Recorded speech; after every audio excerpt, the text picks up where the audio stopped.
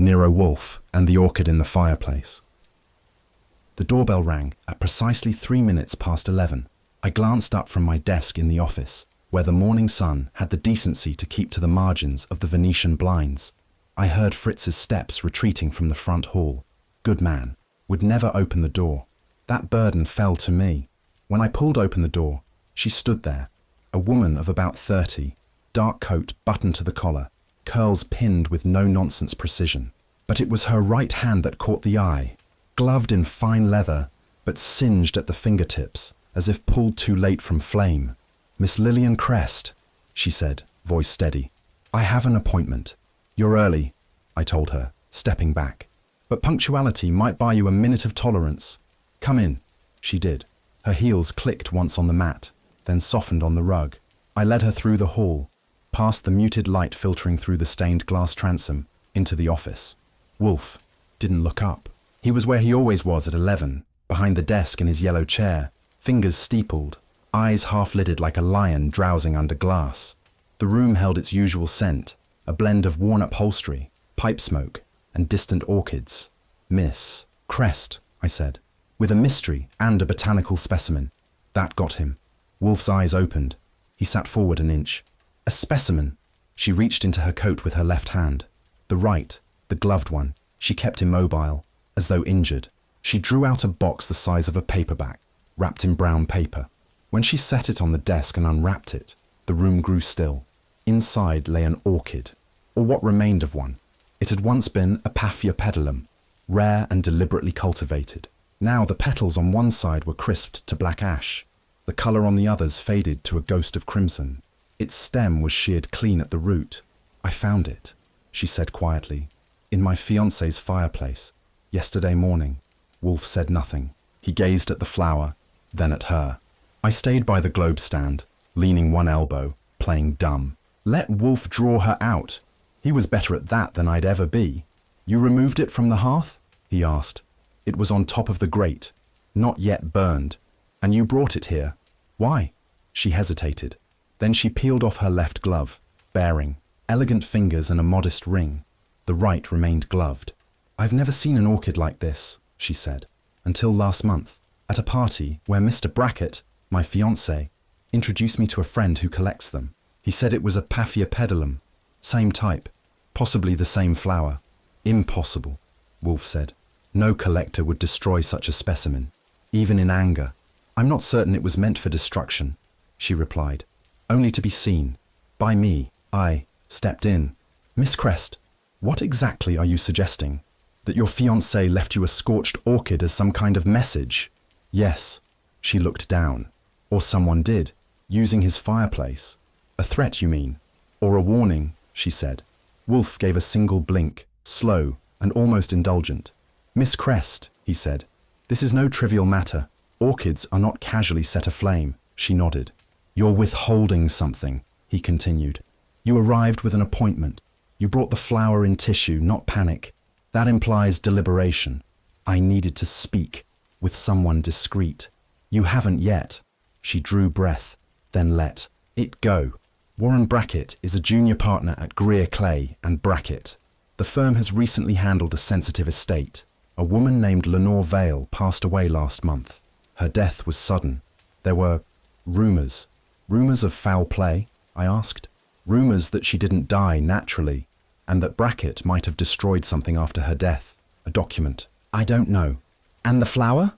Wolfe prompted. "I think someone wants me to look closer, or to back away. Which do you intend to do?" "I don't know yet." Wolfe sat back. His eyes closed again, but only for a moment. When he opened them, they were sharper. "I'll ask this plainly," he said. "Do you love this man?" Her lips pressed tight. "Yes, but I don't trust him." A valuable distinction. He looked at the scorched orchid again, then at her gloved hand. "Miss Crest, your right glove." "May I see your hand?" She stiffened. Her fingers flexed once, involuntarily. "I'd rather not." "No doubt, but I insist." She hesitated, then silently tugged at the glove's cuff. It slid off slowly. Her fingers were reddened, the skin fresh, with a shallow burn. Not deep, but real. The kind of wound that came from sudden heat. "You burned yourself retrieving this," Wolfe said. She nodded. It matters, he murmured. It proves you were not prepared. You did not expect it, which means the flower was placed without your knowledge. Wolfe turned to me. Archie, get the name of the firm and find out who handled the veil case. We'll need more than this flower. Right. I pulled my notebook. Greer, Clay, and Brackett, you said. Yes. She was putting her glove back on, slowly. Miss Crest, Wolfe said, we may not discover who left the orchid, but we may discover why. She stood. That's all I need. No, Wolfe corrected. You need truth. Whether you'll like it or not, I cannot say. She didn't respond. She only nodded, then turned toward the hall. I walked her out. At the threshold, she looked back once. I didn't know where else to go, she said. You picked a place where the orchids don't burn easy, I told her. When I returned to the office, Wolfe had turned the scorched flower to face the light. The fireplace, he muttered. Of all the places. Why that? Symbolism? I offered. He gave a low grunt. Not yet, he said. Not until we know what burned first. Love or loyalty. The orchid remained on the edge of Wolfe's desk, like a bruised artifact too fragile to discard. The half-burnt petals curled inward, one side charred black, the other clinging to its last breath of crimson.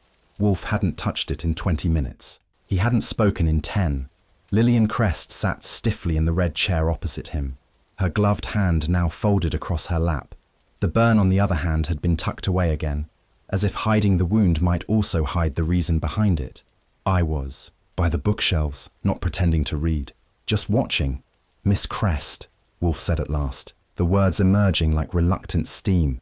Your story offends me. That got her. She blinked. Offends you? Yes. It lacks shape. It lacks clarity. It lacks, he waved a thick hand, intention. I'm telling you the truth. Which portion? He asked. Her chin lifted a degree. All of it. I doubt that, Wolfe said. I crossed to my desk, keeping one eye on her. She was composed, but not relaxed. Too stiff for someone with nothing to hide. I'll rephrase, I said. Miss Crest, why now? Why bring the flower today? Why not yesterday when you found it? She hesitated, then said, because I spent yesterday deciding whether to believe what I saw. And today? Wolfe asked. Today, I believe it. Wolfe's mouth twitched, but not toward amusement. Belief is cheap, he said. I require facts. Begin, again. This time, include what you left out. She looked at me, then back to Wolfe. I met Warren Brackett last year, she said. He's 38, works for Greer, Clay, and Brackett, a law firm that handles trusts, probate, corporate accounts. Not flashy but powerful, Wolfe nodded once. Go on. 2 months ago, Warren mentioned they were dealing with a complicated estate. A woman named Lenore Vale had died suddenly. Heart failure, they said. But the will was contested, delayed in court. There were rumors something had been destroyed. Something important. What sort of something? I asked. I don't know. That's what I've been trying to find out. Wolfe interlaced his fingers on the desk. And what does your fiancé say about this? He says nothing was destroyed, that the Vale family's claims are nonsense, but he also won't explain why the firm is refusing access to the original documents, or why Mr. Clay, the senior partner, has suddenly taken a leave of absence. Wolfe closed his eyes a moment. His lips moved, soundless. You believe, he said slowly, that the orchid, the fire, and the estate are linked? Yes. You believe someone used the flower as a symbol, a threat? Yes. And you believe this threat is aimed at whom? You? Brackett? I don't know. That's what scares me. I leaned forward. What did Lenore Vale have to do with Brackett? More than just a name on paper? She looked down. I don't know that either. Wolfe's voice sharpened. Miss Crest, you are intelligent. You are deliberate. You have come here seeking clarity. You will not receive it until you stop rationing your truth like wartime sugar. Out with it. She flushed but met his gaze. 3 weeks ago, I was at Warren's apartment. He had gone out for a meeting. I was reading in the sitting room. I heard the phone ring from his study. You answered. Yes. A woman's voice asked for Warren. She sounded tense. When I told her he wasn't there, she hung up, but she called back 3 minutes later. And? This time she asked for someone else. For Mr. Clay. I frowned. At Warren's number? Yes. Odd, Wolfe said. She sounded the same, Lillian continued. But she changed her tone. Said something like, "You told me this would be over." He lied. He lied again. Then she hung up. No name? She never gave it. But I recognized the voice. It was the same voice I'd heard a week earlier, at a party Warren took me to. He introduced me to a woman briefly. Her name was Lenore Vale. Wolfe opened his eyes again. You're certain? I'm not imaginative, Mr. Wolfe. No, he said. I doubt you are. I crossed to the desk and jotted the timeline. She died not long after that call, I said. Yes, she replied. 2 weeks later, and I never saw her again. Wolfe breathed out slowly, almost imperceptibly. Miss Crest, he said, your instincts are sharper than you think. Something has frightened you. You are grasping at the edges of a design. Unfortunately, you are still hiding its center. She said nothing. I said, Miss Crest, I believe you're scared for a reason. But it doesn't help anyone if you keep skating around what that reason is. She looked between us, unsure who she distrusted less. I don't want to believe that Warren would hurt anyone, least of all me. But I also don't want to be the fool who ignored all the signs. You are neither, Wolfe said. But you are a woman in peril, of losing your judgment. That landed. She rose. You think I'm being irrational. I think you are being careful, Wolfe corrected. But care in excess is paralysis. I stood. We'll look into it. Wolfe waved a hand. Don't. Flatter her. We'll look into it if I deem it tolerable. She stared at him, then turned toward the hall. Miss Crest, I said, catching up to her at the door. If you think of anything else, anything at all, you'll call. She nodded. If I'm not too late. Then she left. The cab let me off on the Upper West Side, across from a clean 6-story brick that gave no hint of the drama percolating inside. It was a tame neighborhood, coats buttoned, collars starched, mailboxes polished. Not the sort of place you expect to find half-burnt orchids in the fireplace. I buzzed up to the 4th floor. A calm voice answered. Yes, Archie Goodwin, on behalf of Mr. Nero Wolfe. There was a beat, then a low buzz, and the door unlocked with a hum. Inside, the hall was neat, almost antiseptic. Nothing crooked, nothing personal. The elevator groaned a little as it lifted me, like it preferred carrying luggage. Warren Brackett opened the door himself. Tall, lean, 38 if memory served.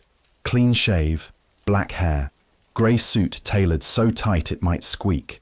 He greeted me with a professional smile and eyes that didn't match. Mr. Goodwin, my fiancé said you might call. She did, I said, stepping inside. But I tend to show up faster than expected. His place was understated. 2 rooms visible, parlour and study, joined by an archway. The windows let in a slice of filtered daylight. There was a single orchid in a pot on the end table. Pale yellow, healthy, entire. Can I offer you coffee? Just your time. He gave a shallow nod and motioned toward the armchair. I sat. He took the matching one, leaving the couch between us. I didn't waste any more breath, she told. Us about the orchid. The one in the fireplace. His brows lifted slightly, nothing more. She's imaginative. She's also burned, I said. On her hand. Not enough to scream, but enough to sting. He frowned now. Not puzzled, irritated. I didn't put it there. You knew it was there? No, but I imagine it's the kind of melodrama Lenore Vale might have enjoyed. Posthumously, of course. Lenore Vale, I said, pulling out my notebook. You were close. She was a client. A client who called you at home. He blinked. I beg your pardon? 3 weeks ago, I said. A woman called this number and asked for Mr. Clay. She thought she was being lied to. The voice, Miss Crest said, belonged to Lenore Vale. He stiffened. A pause, then a deflective sip from the water glass on the side table. That's impossible, he said. She recognized the voice. She must be mistaken. I didn't push. Yet. Miss Vale died 6 weeks ago, correct? He nodded. Heart failure. It was sudden. Unfortunate. Unfortunate enough to prompt a contested will? He didn't answer. Instead, he leaned forward, elbows to knees. Mr. Goodwin, he said, is Mr. Wolfe suggesting something criminal? Occurred. Wolfe doesn't suggest. He deduces. Then let me save you the trouble. Lenore's will was filed properly. The Vale family, like many rich families, didn't like where her money was going. That doesn't make it criminal. Where was it going? To a private foundation she'd created, educational, clean on paper. And off the paper, he smiled thinly. You'd need proof to ask that. Maybe not, I said, glancing toward the fireplace. You cleaned it recently. He followed my eyes. Yes, yesterday, as a matter of fact. I raised a brow. Routine housekeeping. No, he admitted. After Lillian found that flower, I didn't want ashes sitting around. Convenient timing. I didn't want to upset her further. Too late for that. He sat back again, trying to smooth the crease between his brows. She's under strain, he said. We both are. The firm has been tight since Lenore's death. Mr. Clay's been less involved. I've had to take on more than expected. And Lillian, well, she's drawn to drama. You think she planted the orchid herself? I think someone did. Not me. I closed the notebook. One last thing, I said. You said Lenore Vale was a client. What sort of case? He hesitated. Estate planning. No criminal element? None. No investigation? None, Mr. Goodwin. His voice was firmer now, but not entirely solid. I rose. Thank you for your time. He stood with me, offering a hand. It was cool, but steady. If Wolfe believes there's something here, he said, he's mistaken. That's the problem with Wolfe. I said. He rarely is. As I stepped into the hall, I looked back once. He hadn't moved. The orchid on the side table swayed slightly, though no wind touched it. I took the subway uptown, just far enough to find the part of Manhattan where lace curtains still fought off bad news, and neighbors passed pies like confessions. Lenore Vale had lived in one of those brick buildings that managed to look both expensive and exhausted, the kind of place that held its breath every time a new widow moved in. Her building was on West 85th, a 5-floor walk-up trimmed in wrought iron and geranium boxes. I rang 3B and was let in by a man who called himself the Super. His shirt had buttons that didn't agree, and he smoked the kind of cigar that made peace treaties collapse. I'm not the talking type, he said before talking. She was quiet, polite, tipped the milkman, tipped me, never played the radio past 10. Any visitors? I asked. He squinted. One fella often. Nice coat, trim mustache, lawyer type. That would be Warren Brackett, if you say so. Always. Signed the guest log. Anyone else? He puffed. There was one woman, tall, sharp voice, didn't like to wait, came 3 times in the same week before she stopped showing up. Any names? Nope. Can I see her apartment? He gave me a key. Lenore Vale's. Flat was still untouched. A vase of wilted daffodils sagged on the sill. The curtains were drawn, the air stale. I moved through the space, slowly, the way you do when a room remembers more than it should. On the kitchen counter sat a jar labelled Lavender Honey.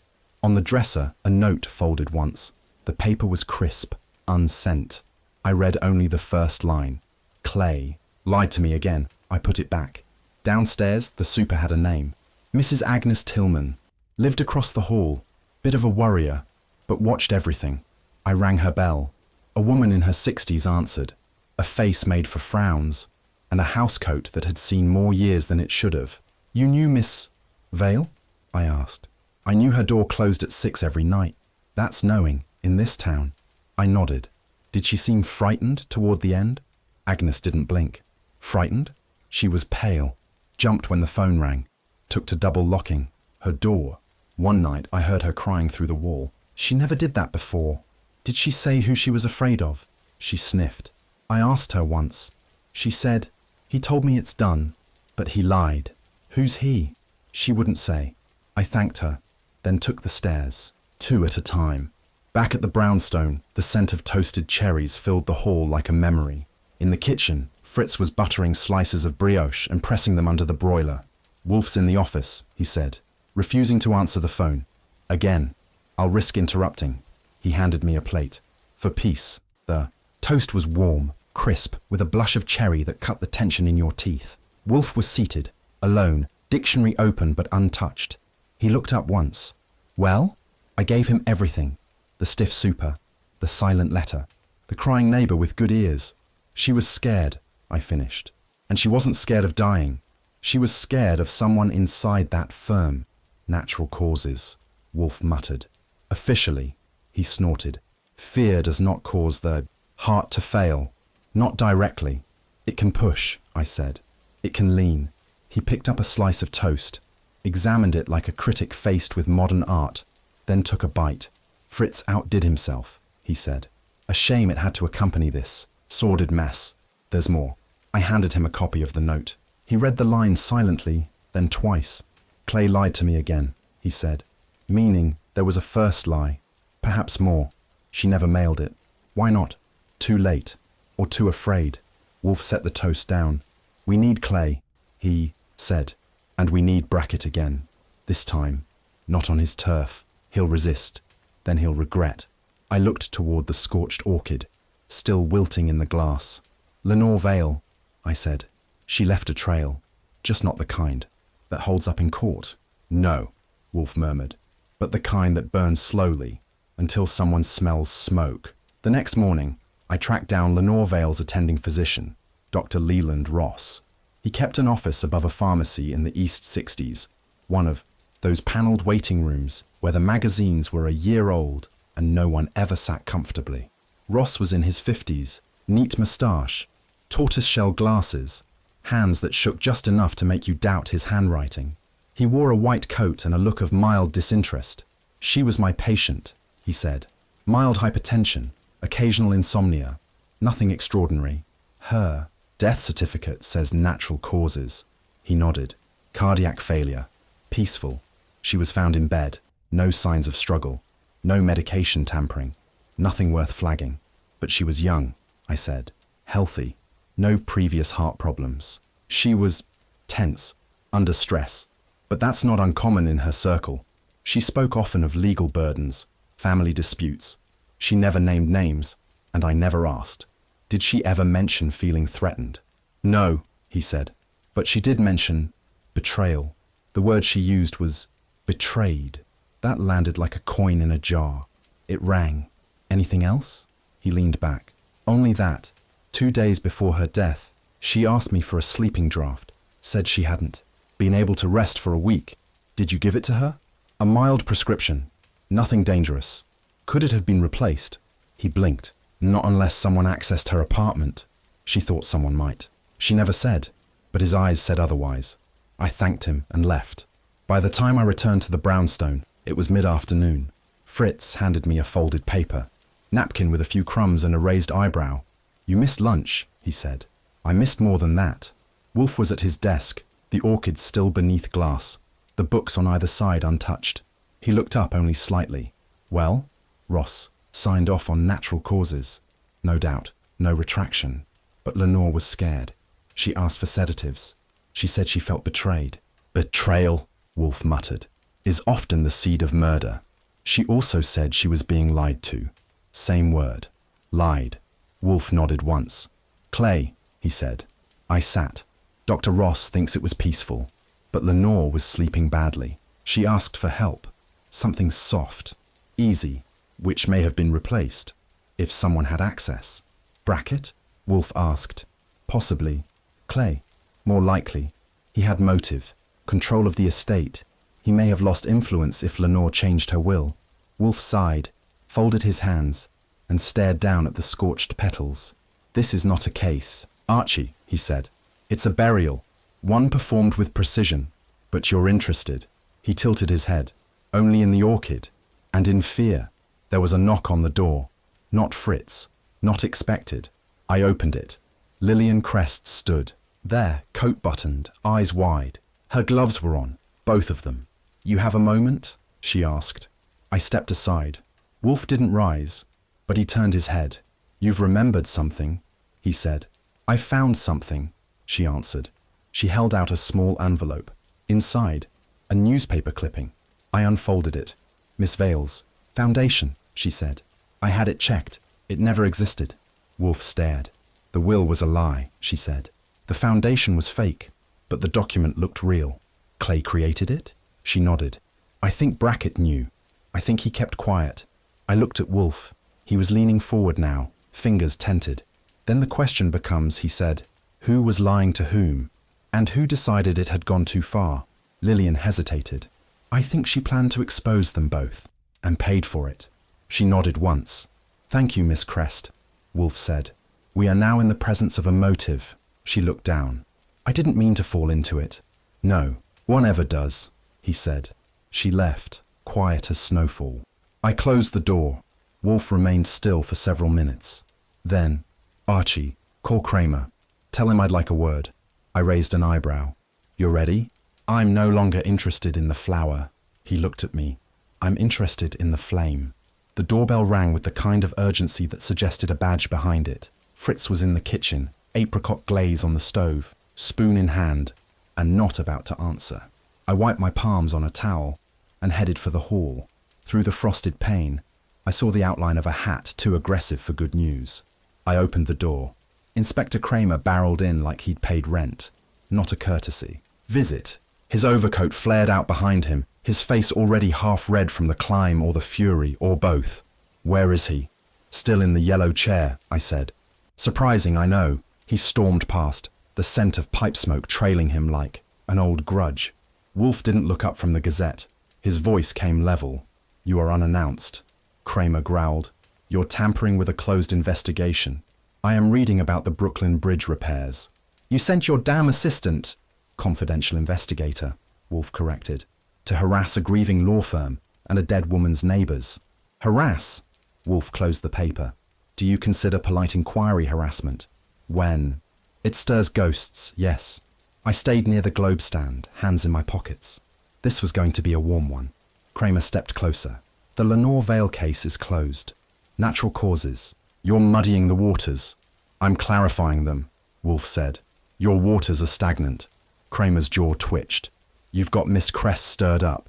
She's making noise about threats and forged wills. She brought her concern to me, Wolfe said. I did not solicit it. I stepped in.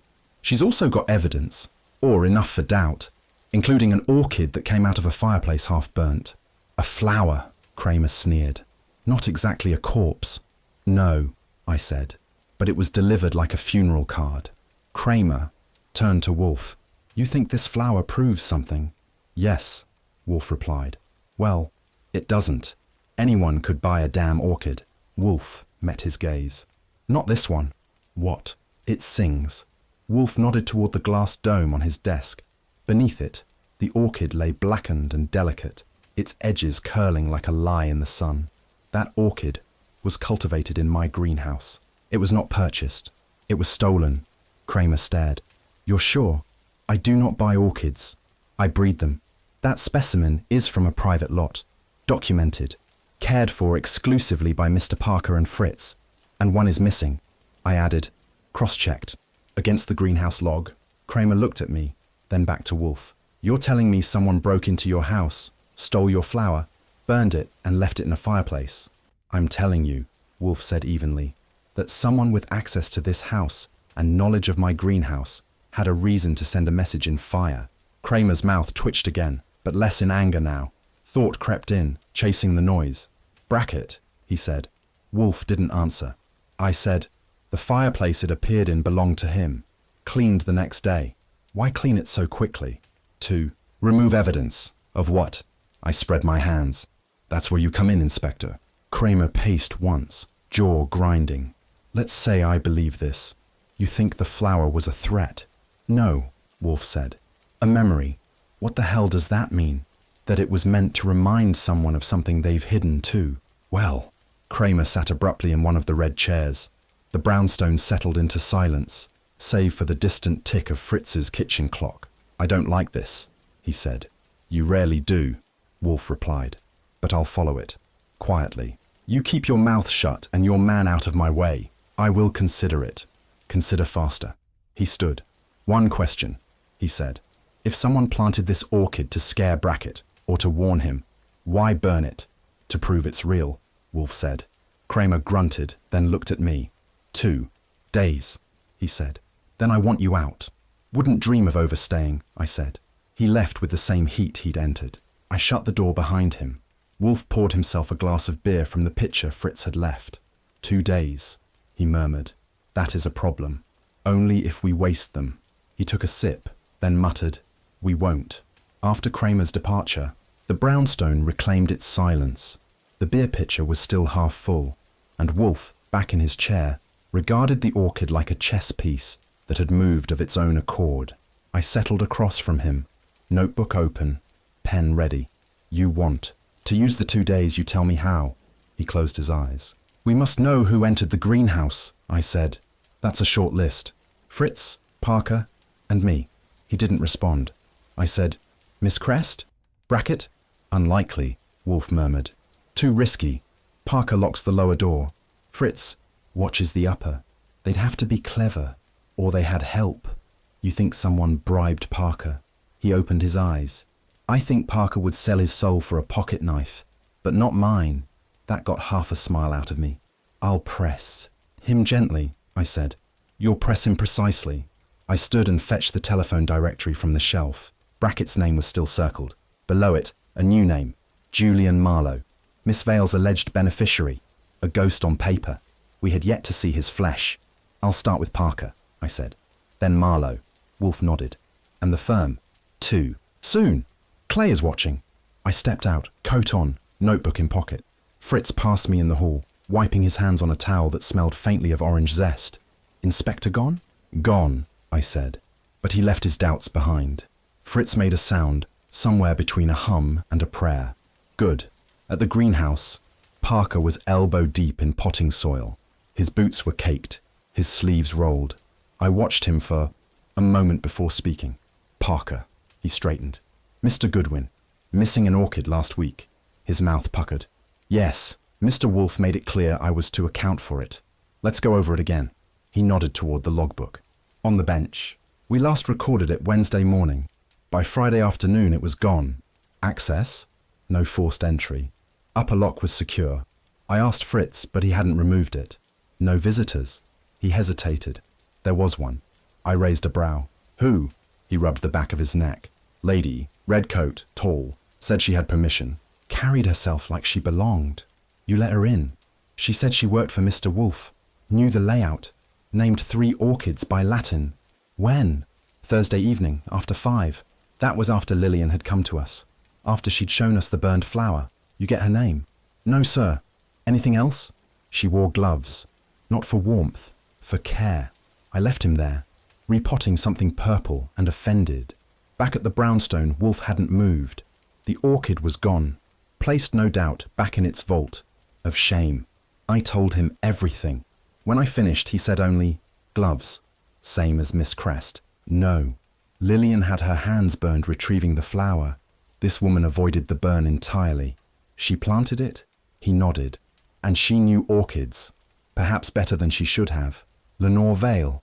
I asked. She's dead, he said. Or we believe she is. I let that hang. He steepled his fingers. More likely, someone she trained.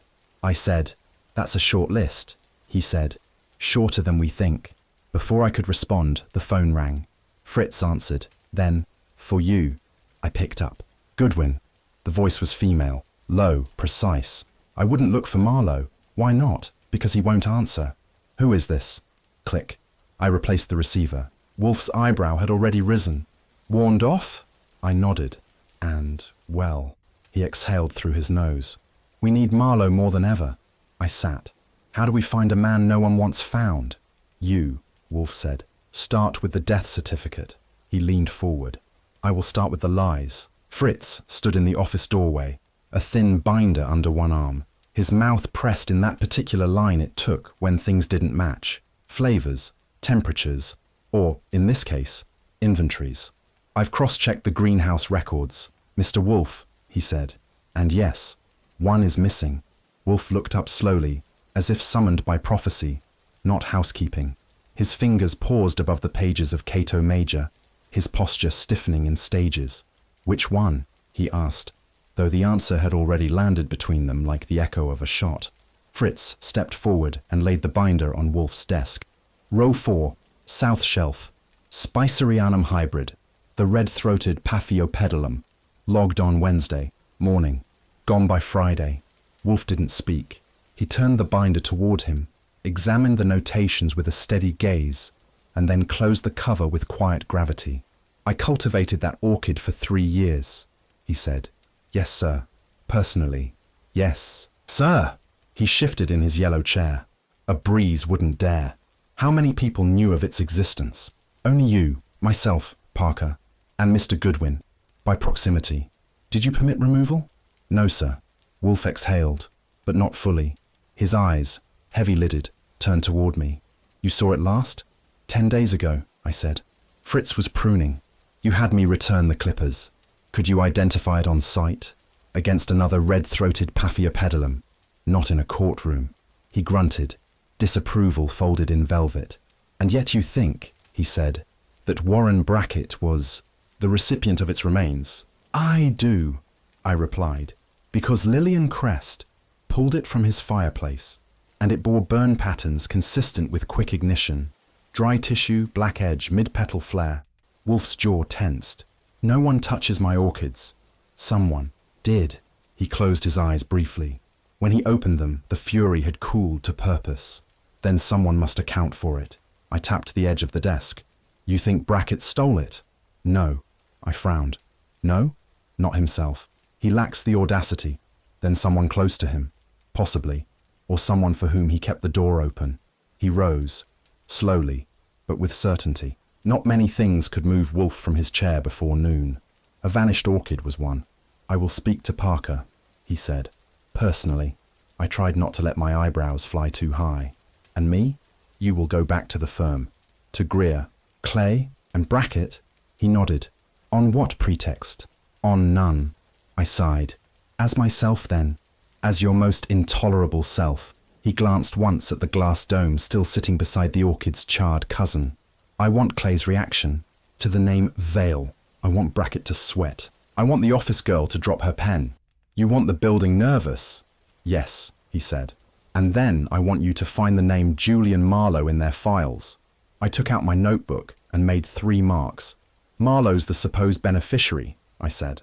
The one Lenore Vale supposedly rewrote her will for. Supposedly? Wolfe echoed. Fritz, I said, can you prepare a copy of the orchid record? He nodded once.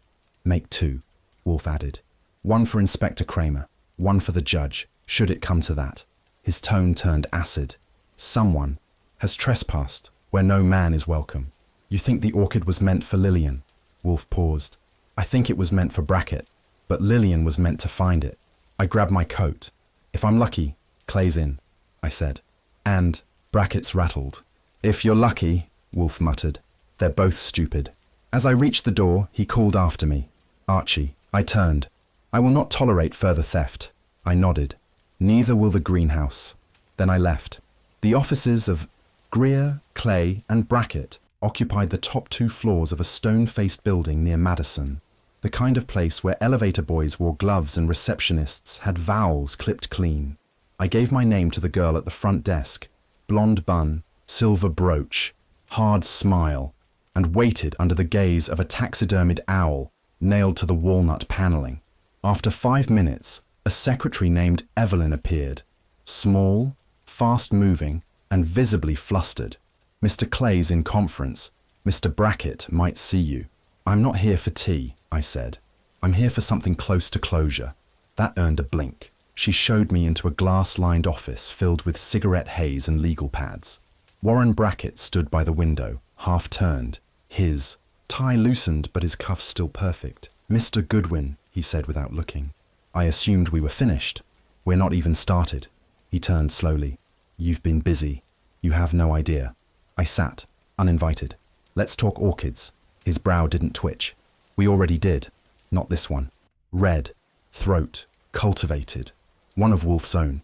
He blinked. I leaned forward. It was stolen. Last week. Then set aflame. In your fireplace. He said nothing. That's not coincidence, I said. That's choreography. Brackett moved to the desk. I didn't steal your flower, but you burned it. No. Then who did? His mouth twitched. I don't know. Someone with keys. Someone who wanted Lillian frightened. She wasn't supposed to be. She always was.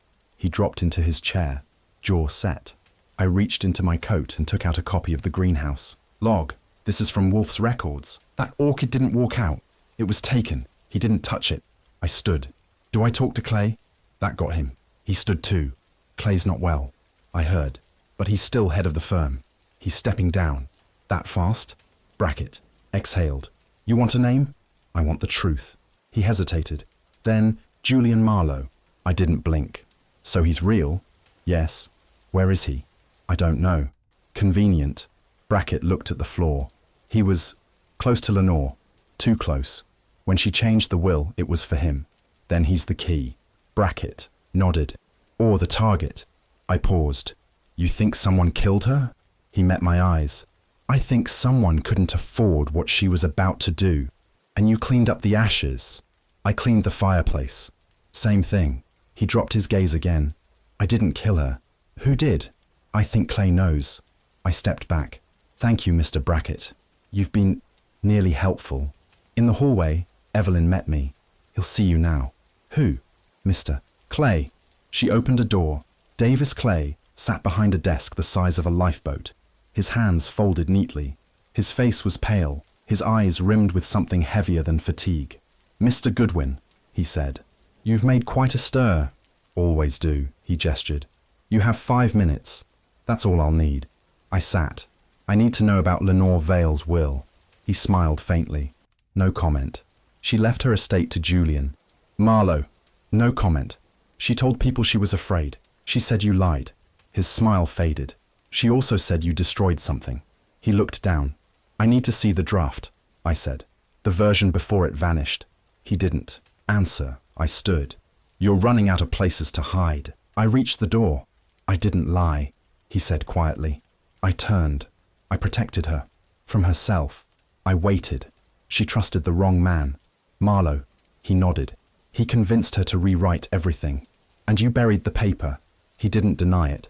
I left the firm with my head full and my notebook heavier. Wolfe wouldn't like the pace, but he'd approve of the direction. At the brownstone, I tossed my coat and reported everything. When I finished, Wolfe only asked one question. Is Marlowe the reason she died? Clay thinks so. And you? I think Marlowe's the reason she rewrote the will. But the reason she died? Wolfe waited. I think the orchid was the first warning.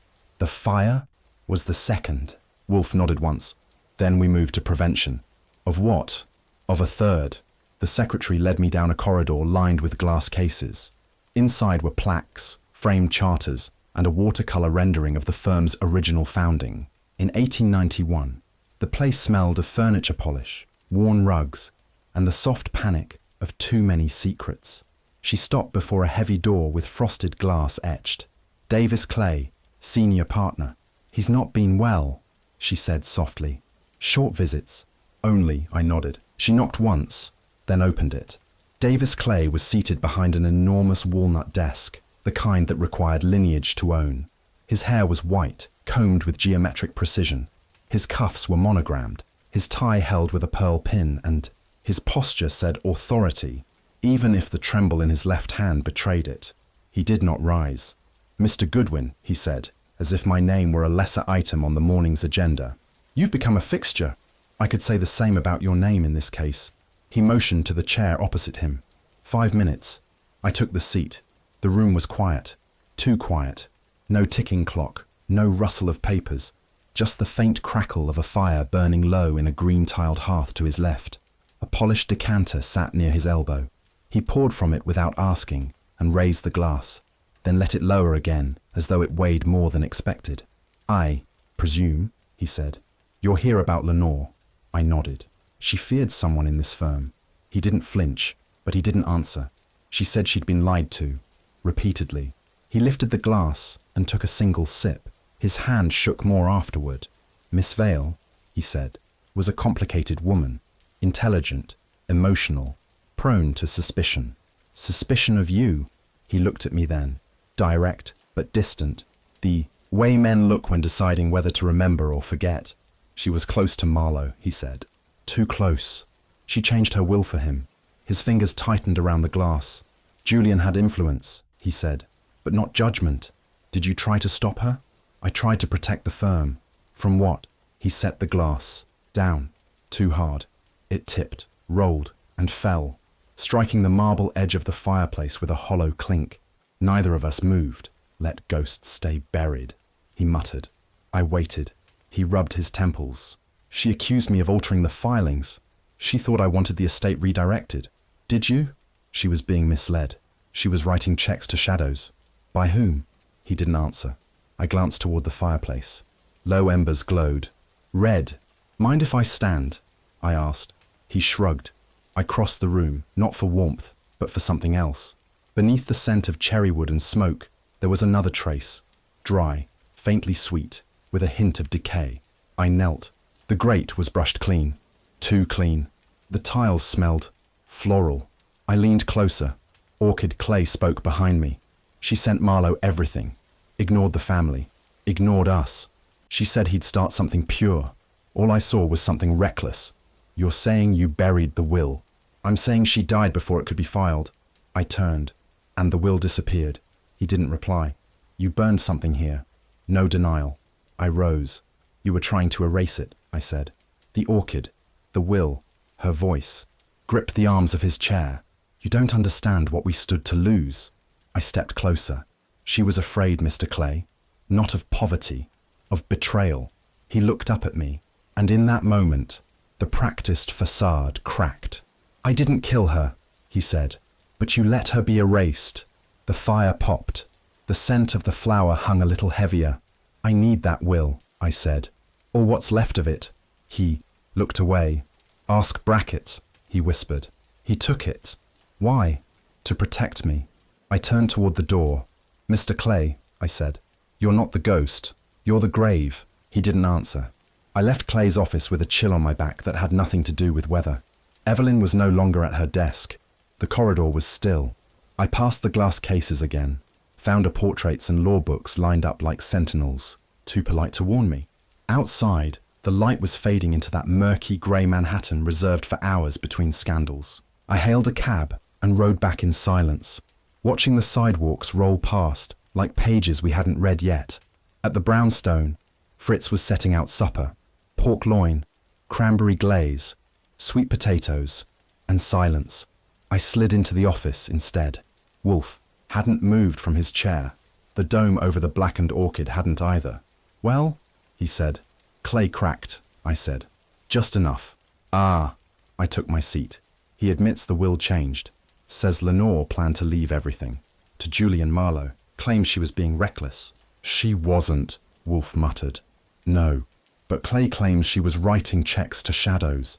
He thinks Marlowe duped her, or fears it. Right. Clay says the will vanished after she died. Blames Brackett for taking it. Wolfe's eyebrows lifted. To protect Clay, Wolfe reached for his beer.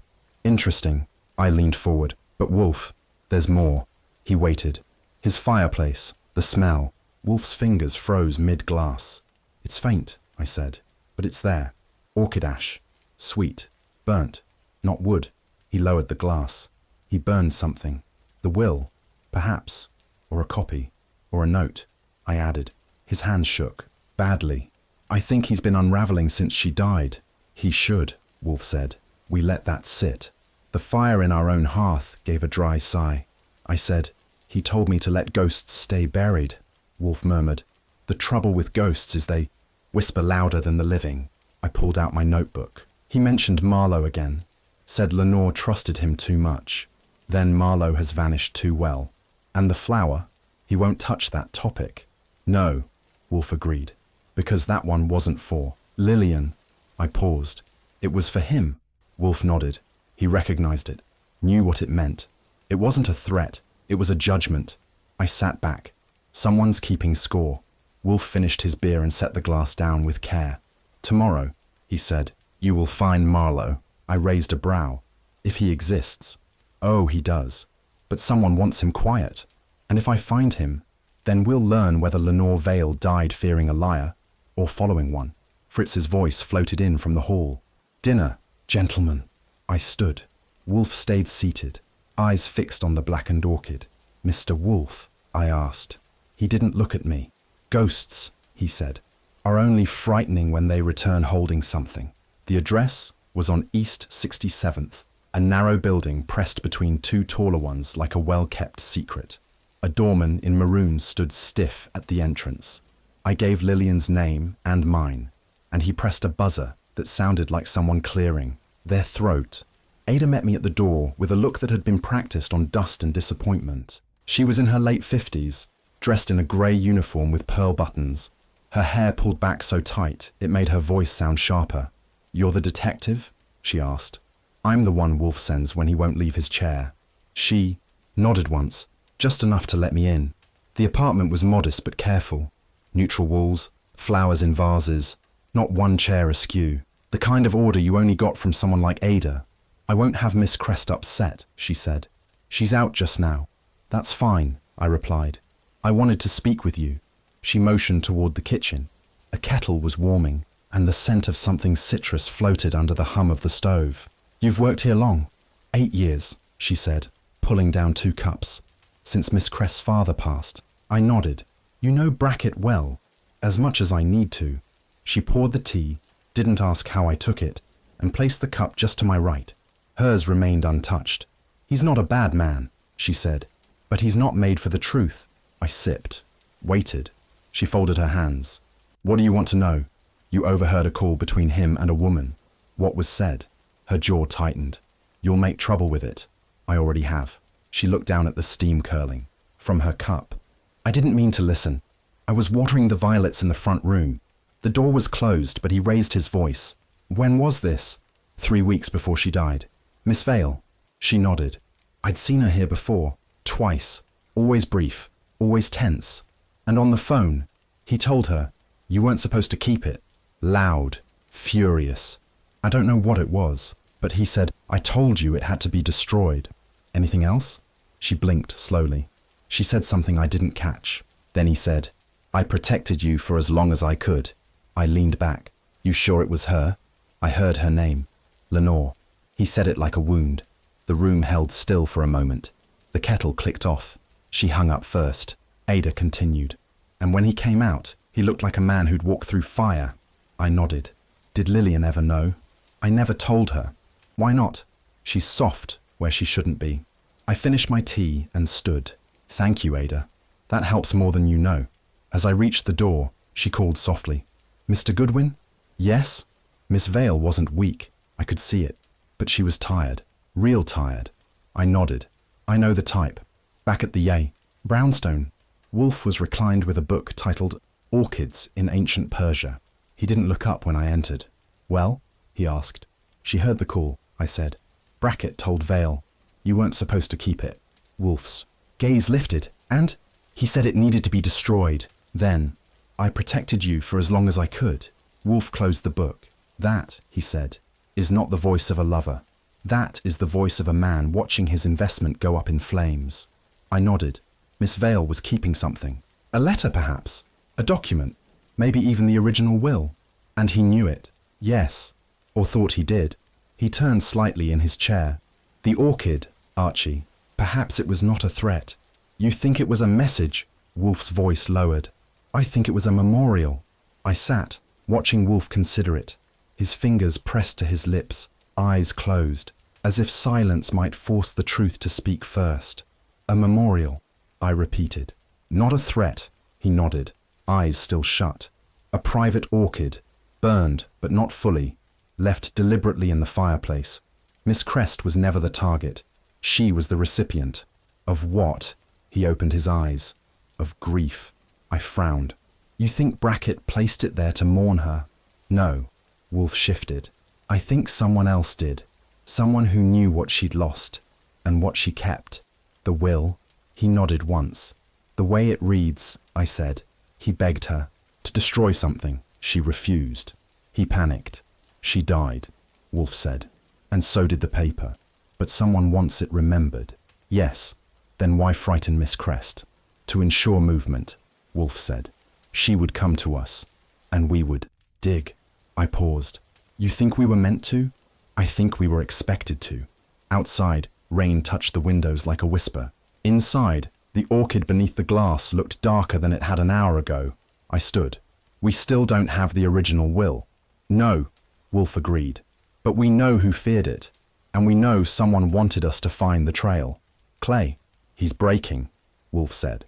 "And Brackett, he's rattled. And Lillian, still unsure of the man she nearly married." I walked to the bookshelf, ran a finger along the spine of On the law of wills and estates. You think Ada's telling the truth? I think, Wolfe said. She told the part that mattered. I turned. She said Miss Vale was tired. Wolfe's brow lifted. Tired people don't hide things, I said.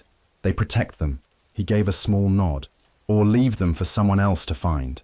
I picked up the greenhouse log, flipped to the missing entry. A single line. Removed. Unlogged. Whoever took that orchid, I said, knew what it symbolized. Yes, Wolfe said. And they knew where to place it. And how? I leaned on the desk. Fritz said the missing orchid was a red-throated Spicerianum. Rare. Only 2 in the greenhouse. And only 1 gone. Wolfe looked at me.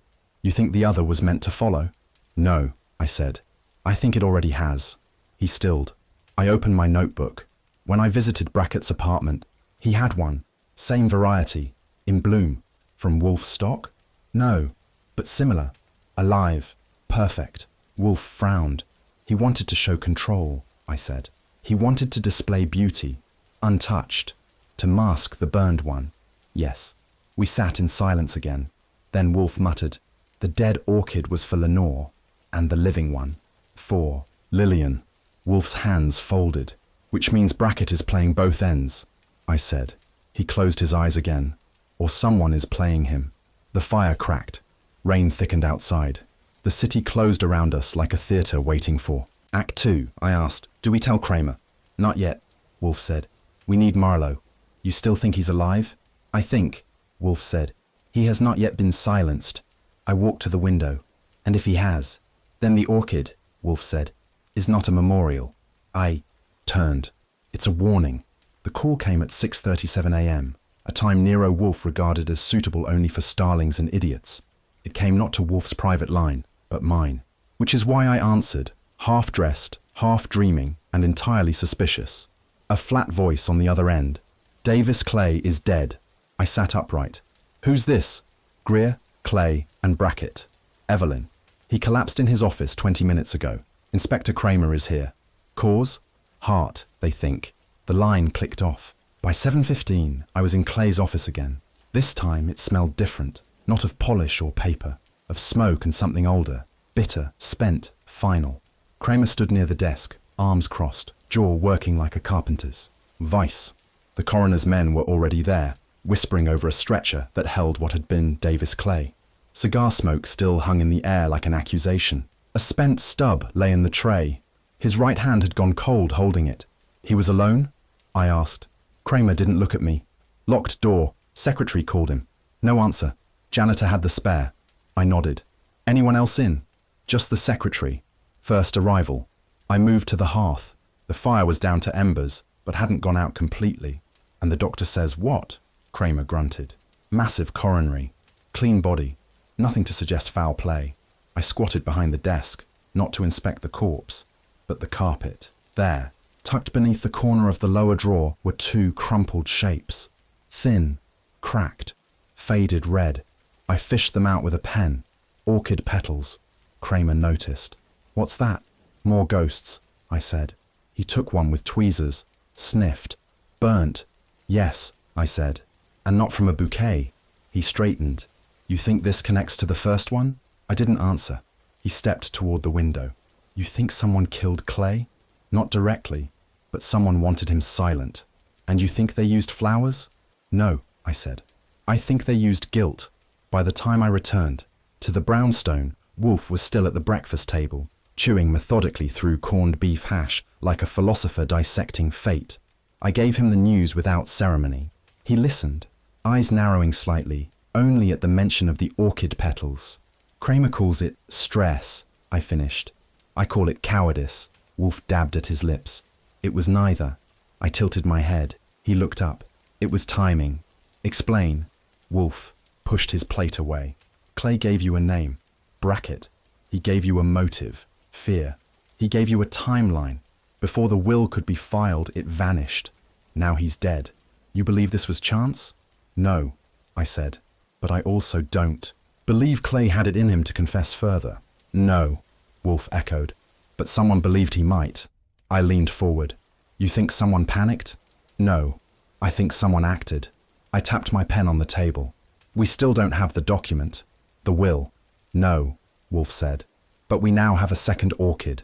And a second death. Back at the office of Greer, Clay and Brackett, the mood had shifted from grief to confusion. Evelyn sat at her desk, pale as milk, hands folded around a cup she hadn't drunk from. I approached gently. Miss Evelyn, I need to know who had access to Clay's office yesterday. She shook her head. No one. After I left, she hesitated. Mr. Brackett came in late.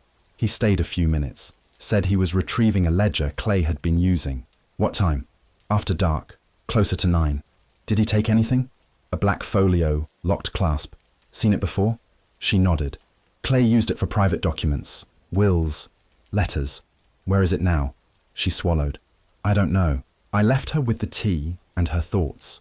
At Wolfe's command, I returned with a sample of the orchid petal. He placed it beside the first underglass. They match, he said. Species, structure, age.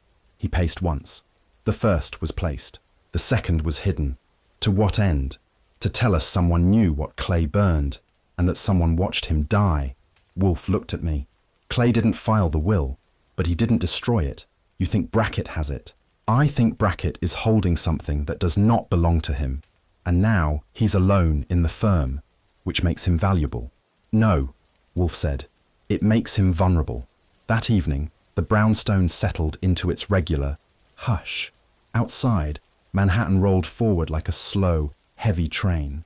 Inside, the smell of baked onions drifted from the kitchen while Wolfe studied his orchid charts with the solemnity of a bishop reading omens. I was at my desk, sorting through my notes when the phone rang again. I picked up. Goodwin. A voice, familiar and crisp. Lillian Crest. He's changed, she said. Brackett? Yes, he's quiet, remote. He came by tonight, said nothing, just sat with his coat on for 10 minutes, then left. Anything else? He had a folder, black, leather. He held it like it was fragile. I met Wolfe's eyes across the room. He raised a brow. Thank you, I told her. Was he angry? No, but frightened. After she hung up, Wolfe said, Then we move now. To Brackett? No. He leaned forward. To motive. I frowned. We already had one. We had pressure, Wolfe said. Now we have loss. I stepped closer. You think Clay had the original will and Brackett took it? Wolfe nodded. To bury it deeper, or keep it as leverage. Wolfe tapped his fingertips against the desk. There is no more firm, he said. Only Brackett and a document that should not exist. And if he tries to use it, Wolfe looked up. Then we find a third orchid. I returned to the firm the next morning under grey skies and the kind of drizzle that makes clocks run slower. Evelyn wasn't at the desk this time. Her replacement, a young man with no nameplate and less personality, waved me in. Brackett stood at Clay's desk, now his by inheritance or inertia. He didn't smile when he saw me. He didn't even speak. I closed the door behind me. You look rested, I said. He sat. What do you want, Goodwin? The truth. And the folder. He opened a drawer, pulled it out, set it on the desk. It was locked. I can't open it, he said. Or won't. I didn't say that. I waited. He leaned back. She gave him the will, he said. Not me. But you found it. After she died, I came to Clay's office. The drawer was ajar. The folio was inside. Why didn't you come forward? He looked out the window. Because I didn't know what was real anymore. I stepped closer. You knew Lenore was scared. You heard her say it. She didn't. Trust me. She trusted Marlowe. His head turned sharply. You've spoken to him? Not yet. He's dangerous. That's your word, I said. It's the truth. Clay's dead. I know. Someone left another orchid. Brackett didn't move. I asked, Where is the will now? In the folio. And the key? He opened his pocket, took it out. I didn't reach for it. I waited. He slid it across the desk. Do it here. I opened the lock. Inside were a few papers, letters, receipts, and one typewritten page with a blue notary seal. The signature at the bottom was clean. Lenore Vale, beneficiary, Julian Marlowe. Wolfe had been right. Brackett said nothing. His face had the stillness of someone who'd just accepted an impossible fact. She really did it, he said softly. She did, I replied. And someone killed her for it. He didn't argue. I placed the will back inside and locked the folio again. You want this? He asked. Wolfe will. He nodded. Take it. I'm finished. Outside, the sky began to clear. Back at the brownstone, Wolfe took the folio like it was porcelain. He read it silently, then twice, then closed it. She knew, he said, and she acted. Too late. No, Wolfe murmured. Just in time to haunt them. I sat. We still don't know who placed the orchid in Clay's office. We will, Wolfe said. Because the dead don't bury evidence. The living do. The morning had poured in slow, grey streaks through the window slats of the brownstone. Outside, the fog was still nursing its grip on Manhattan. But inside, Fritz moved about, with the meticulous rhythm of a concert pianist. The kitchen was warm with clove and saffron. He wore his white apron like a priest's vestment, and before him lay the crust of a tart, golden, glossy, and steaming gently beside a jar of fig preserve. In the dining room, I could hear the faint rustle of newspaper and the low rumble of Nero Wolfe's discontent. You may inform him, Fritz said without turning. I took that as my cue and headed in. Wolfe was at the table, third button undone, the Morning Times splayed beside a silver carafe. A quarter slice of tart sat untouched on the porcelain, cut with geometric precision. He had a fork in one hand but hadn't raised it. His eyes, usually buried behind the paper this time of day, were fixed instead on the carpet. I take it the tart lacks its usual spellbinding charm, I said, stepping in. He didn't answer right away. Then carefully he set the fork down. No, he murmured. Quite the opposite. I waited. He took a breath, eyes narrowing. 3 names, he said. Crest, Vale, Clay, each now either buried or bound in silence. I moved closer, slow, careful. The way he said it, the syllables, sounded like weights being dropped into still water. Wolfe turned to face me. And all, Mr. Goodwin, encircled by the same flower. You mean the orchid, I said. Still a symbol or a clue? Perhaps neither, he muttered. Perhaps residue. He stood. That alone was a signal. He rarely rose without protest. This time he moved with a purpose, steps thick with thought. I followed him through the arch into the office. The yellow chair waited like a throne. He didn't sit. Instead, he went to the orchid ledger, a thick volume bound in faded crimson leather and trimmed with Wolfe's personal annotations in an ink even I was forbidden to touch. He opened it to the last recorded entries. His thumb moved with a trembling slowness over the names of cultivars. Latin, poetic, obsessive, Paphiopedilum saturnia, he read aloud. Red-lipped, crossbred in 28, bloomed twice. That the one bracket swiped? I asked. He gave me a glance, sharp enough to cut twine. I did not say he stole it, not yet, but it is the specimen missing, and the same breed. Sent to Lillian Crest. No, he said, a different bloom, same genus, but that is where our path begins. He turned back to the ledger. I know my orchids, Archie, intimately, like a lover knows breath. The one found in Miss Crest's suite was cultivated here, within 50 feet of this room. That implies 2 things. I let the silence do the asking. 1, he continued, the specimen was removed with forethought. 2, it was intended to be recognized. I whistled low. And the twist is, nobody but you and Fritz ever go near the greenhouse. He raised a brow. Not strictly true. Fritz has, on occasion, allowed our plumber access. I doubt a plumber's behind this. Wolfe folded the ledger shut, slow and with ceremony. Mr. Goodwin, he said, find the cremation report on Lenore Vale. I blinked. That's a leap. He waved it off. No leap. Intuition. If a flower leaves pollen on a lapel, it can leave essence in fire. If Vale was cremated, and she was, there may be chemical evidence. Meaning, I said, you think someone mixed orchid residue into her ashes? I do not think, he snapped. I consider. Thinking is reactive. Consideration is method. He sat down. The yellow chair groaned. I made for the phone but paused.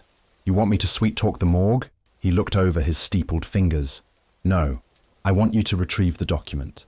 Discreetly and thoroughly. I picked up the phone and dialed our contact at City Records. While I waited for the ring, Wolfe reached for the tart. He took one slow bite, eyes never leaving me. He chewed like a man holding court with ghosts. You know, I said, covering the receiver, for someone who avoids sentiment, you're putting a lot of faith in flower ashes. He swallowed. Everything leaves something behind, Mr. Goodwin. Even lies. Especially lies. I turned back to the receiver. The line clicked alive. This is Archie Goodwin, I said. I need a copy of a cremation report. Vale, Lenore. Died 6 weeks ago. No, I'm not family. I'm worse. I'm curious. Wolfe didn't react, but I could hear the air shift. The tart was gone now. Only the plate remained. Breadcrumbs scattered like breadcrumbs in a fairy tale, with no promise of a path home. End part 1, 1 through 100 words. Part 2 will now begin. Part 2 of 2, word count 1 through 100. The report arrived 3 hours later by messenger, sealed in city grey. Fritz handed it to me on a tray like it was a soufflé. Wolfe took it without comment. He broke the seal with a letter opener shaped like a hawk's talon. The office was dim now. Manhattan had sunk into a rust-coloured twilight. The lamps were lit, and outside the bay windows, the fog refused to retreat. Wolfe scanned the first page with a grunt, then the second. His lips twitched. Found something? I asked, standing by the bookshelf. He didn't answer. Instead, he adjusted the reading lamp, brought the report closer, and tilted it against the light. His finger stopped midway down the third page. Particulate matter consistent with floral carbon traces, he read aloud. Unusual for a cremation. He looked up. Unless the body was burned with something botanical. Like an orchid, I said. He nodded once. That narrows the field, I offered. Someone didn't just send her the flower. They wanted it to follow her all the way. Wolfe closed the file. Symbolism and science in tandem. Crude, but effective. And theatrical, I said. You think Brackett did it? He's theatrical, Wolfe admitted. But he lacks the stomach. He would not handle a corpse. He'd outsource. So, who's left? Wolfe leaned back, fingers laced. Someone who understands fire and timing. I frowned. You think Clay was involved? Before he ended up dead himself? Wolfe shook his head. No, Clay was weak. Not unprincipled, but compromised. If he ordered the cremation, it was out of fear, not malice. I paced. So someone used Clay's fear and Brackett's flair. That leaves the third. Crest, Wolfe said. Lillian? He nodded. She's more than she appears. I dropped into the red guest chair. Then what now? He sighed. Wait. Someone will flinch. And if they don't, they will, Wolfe murmured. He reached again for the tart plate, but it was empty. Fritz, summoned with a bell, entered moments later. He moved like silk and silence.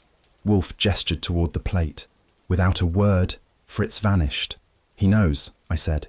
Yes, Wolfe replied. He's not a fool. There was a pause. Outside, a siren wove its way between avenues. Wolfe tapped. The armrest once. You spoke to the housemaid. Ada? Yes. She heard a call between Brackett and a woman. Likely Vale. Something about not keeping it. Wolfe's eyes narrowed. The it may be the orchid. Or a secret, I said. Or a letter. A photograph. Too many possibilities, he said. But one thread. Which is, each of the dead, Vale, Clay, perhaps even Crest, received or handled an orchid prior to their deaths. That is not coincidence. I rubbed my temple. You think someone's orchestrating this? Sending a message to every link in a chain? Wolfe said nothing. I stood. I could shake Brackett again. No, Wolfe said. He's the decoy. The noise. Find Lillian Crest. She's vanished, I reminded him. Left town, remember. She'll return. Or send something. The bell chimed again, and Fritz entered with a second tart, its crust glistening like varnish. He placed it beside Wolfe, who gave the faintest of nods. As Fritz left, Wolfe picked up the fork. He cut a corner, placed it on his tongue, and closed. His eyes. He chewed slowly. This one, he murmured, has no ghosts. Good, I said, because the living are piling up fast. He finished the bite. Then, softly, Mr. Goodwin, contact the crematorium again. What for? To see who paid for Vale's service. I blinked. You think it wasn't family? I doubt her family knew she was dead until the papers announced it. Then who did it? That, Wolfe said, is what we must. Find out. He picked up the file again. Also, he added, ask them if any scent was noted at the time. Scent? He nodded. Orchid combustion releases a faint aroma. If the technician noticed it, it confirms the flower was present. I whistled. That's thin ice, even for us. He waved his hand. Thin ice supports weight if one knows where to step. The fireplace crackled faintly behind him. The room smelled of tart crust and old books. I left him there, buried in the last page of Lenore Vale's story. What little was left of it. I stepped into the hall, picked up the phone, and called the crematorium again. The receptionist remembered me, barely. Who paid for Lenore Vale's cremation? I asked. A pause. Then, a wire transfer. No name attached, just initials, which were LC. I froze. Clay? But Clay had been dead a week before Vale's body was found. Are you certain? I asked. LC, she repeated, twice. Once for the cremation, once for expedited ash delivery. I hung up slowly. Back in the office, Wolfe looked up at me. Well? He asked. Clay's name's on the payment, but he was dead before Vale. Wolfe leaned back again. Then someone used his account, his name, his silence, to cover theirs. He nodded. Lenore Vale was not cremated to honor her. She was silenced. And someone, I added, wanted that silence sealed in smoke. Wolfe tapped his fingertips together. The orchid was not a threat, he said. It was a signature. He closed the file, stood, and for a moment looked older than I'd ever seen him. Archie, he said, it's time we burned the pretense. He walked slowly to the window and looked out into the fog, Manhattan dim and restless. The game, he said softly, has changed. Manhattan's sky slouched grey and brooding as I stepped from the cab, coat collar high, hat low. The air held that fine dust of ash and fog that made the street lamps glow like bruised oranges. I pushed through the revolving doors of the Shelby Trust building and took the lift to the 8th floor, where legal minds plotted futures and, if I was right, erased legacies. The law firm of Clay, Brackett and Harmon ran its offices like a clock. Shop, ticked and polished. The waiting area smelled of oiled wood, money and lemon wax. A secretary with glasses on a chain glanced up from her Remington. Mr. Goodwin for Mr. Harmon, I said. She studied me a second, then rose and disappeared behind frosted glass. A moment later, I was ushered into an office full of tidy bookshelves, court calendars, and one lean man with silvered hair and paper-thin lips. Julian Harmon stood and shook my hand. Mr. Goodwin, sit please. I understand you were close with Mr. Clay, I said, settling into the guest chair, one of those polite red ones Wolfe detested. Harmon didn't sit immediately. He moved to the window, back to me, posture like a crowbar. Davis was a friend, a careful man, conscientious. But Lenore Vale's death, well, he trailed off and finally returned to his desk. She revised her will, didn't she? I asked. His jaw tightened. She did. About 6 weeks before her death, she left everything to a man named Julian Marlowe. He blinked once. You're well informed. I smiled without heat. Not as well as I'd like to be. Because, that will? It's missing. His eyes dropped to his desk blotter. Clay was holding it. He was cautious. Cautious enough to hide it? I never saw the final document, he replied. Just the draft. And Marlowe. He sighed, folded his hands. Lenore's protégé, theatre director. She adored him, said he reminded her of her youth, whatever that meant. And her family. They were disappointed in her choices. So Clay had motive. The family had motive. Marlowe. He's a mystery. He was out of town when she died. Convenient. I stood. Thanks for the tea. He looked startled. I didn't offer. You looked like the kind of man who would have, if his stomach wasn't full of nerves. He didn't rise as I left. I rode the elevator back down with 2 brokers talking about soy futures and murder. Outside, the clouds had bruised deeper, and the wind had picked up. I walked a few blocks before hailing a cab to return uptown. By the time I entered the brownstone, the warmth hit like a glove. Fritz's saffron and lemon tart was cooling on the sideboard. The smell danced with the orchid musk still lingering in the air. Wolfe was in his chair, yellow leather as usual, brows shadowing his temples like carved brows on a statue. Report, he said. I handed over my notes. He admits the will existed. Lenore disinherited her family, named a Julian Marlowe sole, beneficiary, Wolfe opened one eye. Who has not made himself known? Not yet. He was supposedly out of town. Supposedly. Wolfe's voice was stone over gravel. And the will?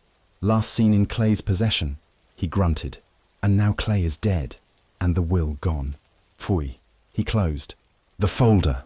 Fritz! Fritz entered, wiping his hands on a cloth. Sir, your tart is cooling. Is it tolerable? I believe so, sir. Archie, bring it. We require sustenance. I retrieved the tart. Wolfe sliced a portion with the delicacy of a botanist removing a rare petal. Mid-bite, he froze. Crest. Vale. Clay, he murmured. 3 lives bound by a single lie. I waited. He placed the fork down. Miss Vale altered her will. He'd informed Mr. Clay. Mr. Clay withheld it, under pressure or intent. Crest and the family had means and motive. He turned to me. Yet we presume too much. Lenore was cremated. Right. He leaned forward, voice low. Locate the cremation report. I blinked. What for? If the orchid was not a warning, but a symbol, her ashes may contain its trace. You think someone poisoned her? No. I think someone buried truth in fire. Go. I rose, hesitated. Should I stop at the florist? His look could have curdled wine. I left. The next morning found me in a cemetery office out, in Queens. The crematorium clerk, a woman with fingernails like pearl daggers and a voice like dust, frowned at me over a yellow ledger. We don't normally release technicals, she said. I'm not asking for state secrets. Just the chemical register. For one cremation. Miss Vale. Yes, I remember her. Dignified. Fragile. She turned a few pages. There it is. She raised an eyebrow. Anything odd? Well, there's a note here. Trace compound found in the post-process chamber. Organic, fragrant. Fragrant, like floral oil. Heat released it. Not dangerous. Just odd. I nodded slowly. Could it match orchid oil? She pursed her lips. I'm no chemist, but maybe. Wouldn't surprise me. Could someone plant it in the coffin? Certainly. Wouldn't show in the fire, just linger. I tipped my hat and left. Orchid ash. Orchid oil. Orchid petals. A bouquet of ghosts. Back in the cab, I stared at the city rolling by, grey and indifferent. Someone had taken great care to torch Lenore Vale's trail. Wolfe's theory was growing vines. The brownstone greeted me with its usual hush. Fritz nodded from the hall. I made straight for the office, where Wolfe sat with his eyes closed and fingers steepled. She was cremated with orchid oil, I said. His eyes opened. Explain. I dropped into my chair. The cremation chamber picked up a trace. Something. Floral. Organic. Harmless, according to them. But not to us, Wolfe muttered. Correct. It could have been on her dress, in the coffin lining. But someone made sure it went with her. He let that hang. The will, I said. Clay had it, then died. No sign of it in his office. Search performed? Top to bottom. By police? Yes. Then it is gone. He stood, a rare movement, and walked to the globe bar. One writes a will not to speak, but to be heard after death. For it to vanish, he poured himself half an inch of sherry, is a silencing. He sipped. I let him think. Archie, he said finally. Crest. Yes? Call him. Request his presence. No threats. Just pique his curiosity. And if he doesn't come, then he's guilty. I picked up the phone. Crest's secretary put me through. The man came on with a voice like brittle leather. This is Goodwin. We're reopening the inquiry into Lenore Vale. Really? He said. Flat. There are documents missing. Possibly stolen. Pause. What sort of documents? You'll want to hear it in person. Another pause. A breath. Fine. I'll come tomorrow. Noon. Wolfe nodded. That will suffice. The next day, Crest arrived in a charcoal overcoat and gloves stitched from a finer world. He had the calm of a man who grew up with money and never had to raise his voice. Wolfe motioned him to the red chair. Tea, I offered. No, thank you. Very well, Wolfe said. Let us speak of wills. Crest's face remained neutral. Miss Vale rewrote hers, Wolfe said.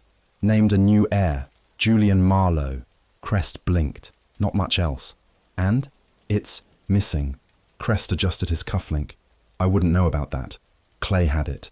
And now he's dead. Crest tilted his head. I didn't kill him. I never suggested you did. Wolfe replied smoothly. But motive flutters.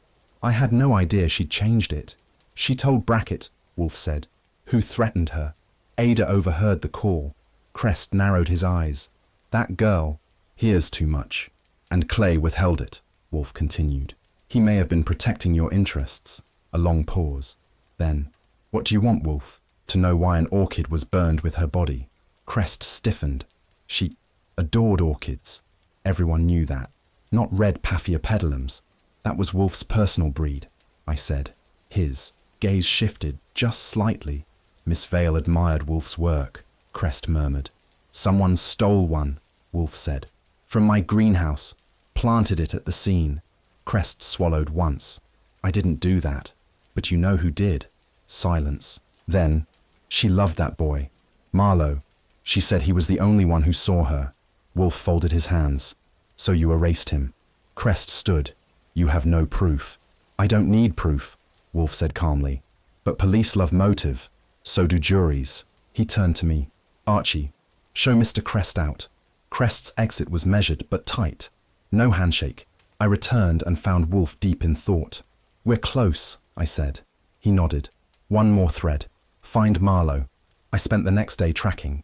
Down actors, agents, and failed productions. Julian Marlowe had left a trail of small plays and vanished grants. Finally, a lead. A warehouse theatre in Brooklyn. Closed now, but its caretaker remembered Marlowe. Nice kid. Quiet.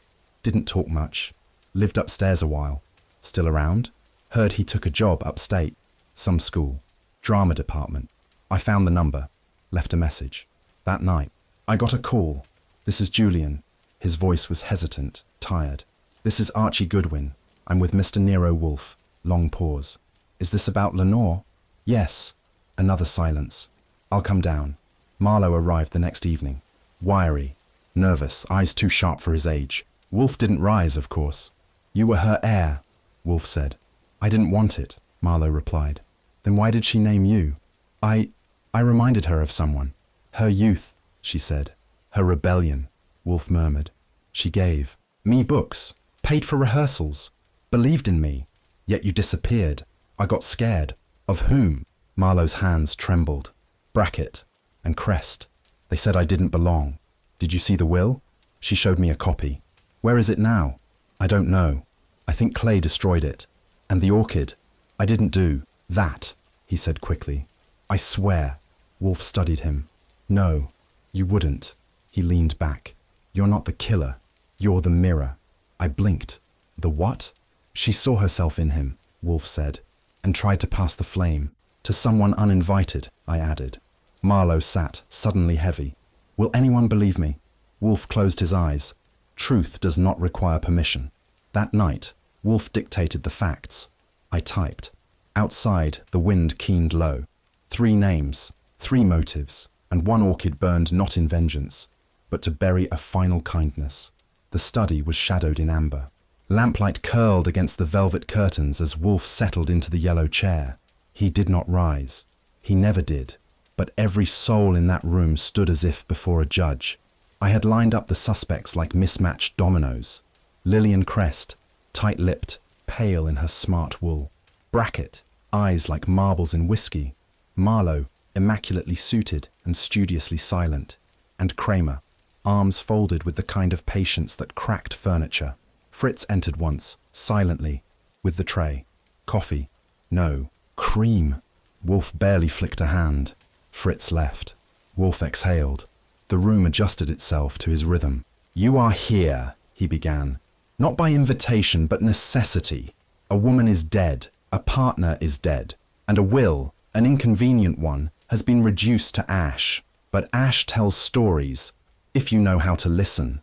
Kramer shifted but said nothing. The others waited, the air growing thick with restrained breath. Wolfe's eyes locked on Brackett. You knew about the will. Brackett's mouth twitched. Wolfe raised a finger. No, you destroyed it. Davis Clay was a coward, but not a liar. He had it. You burned it. Because scandal is oxygen to flame, and you feared it would consume you. Brackett's jaw locked. That's preposterous. It is not, Wolfe said coolly. And your indignation is poorly rehearsed. I glanced to Kramer. whose brows rose, but still no protest. Wolfe turned to Lillian. You knew as well. Your fear is not of exposure, but memory. She flinched, barely.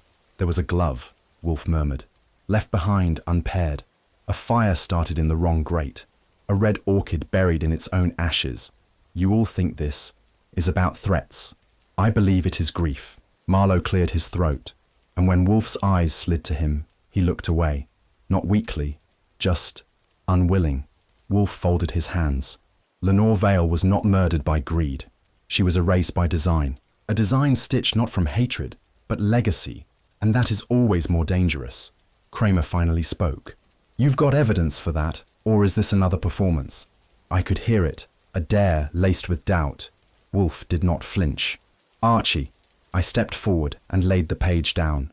The handwriting analysis. The second will had been penned by Lenore herself, verified.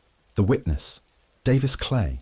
The original notarization date matched the log at the firm. Wolfe tapped the paper once. Julian Marlowe was the sole beneficiary, not her family, not the trust, not the firm. Bracket. Hissed. That document isn't here now.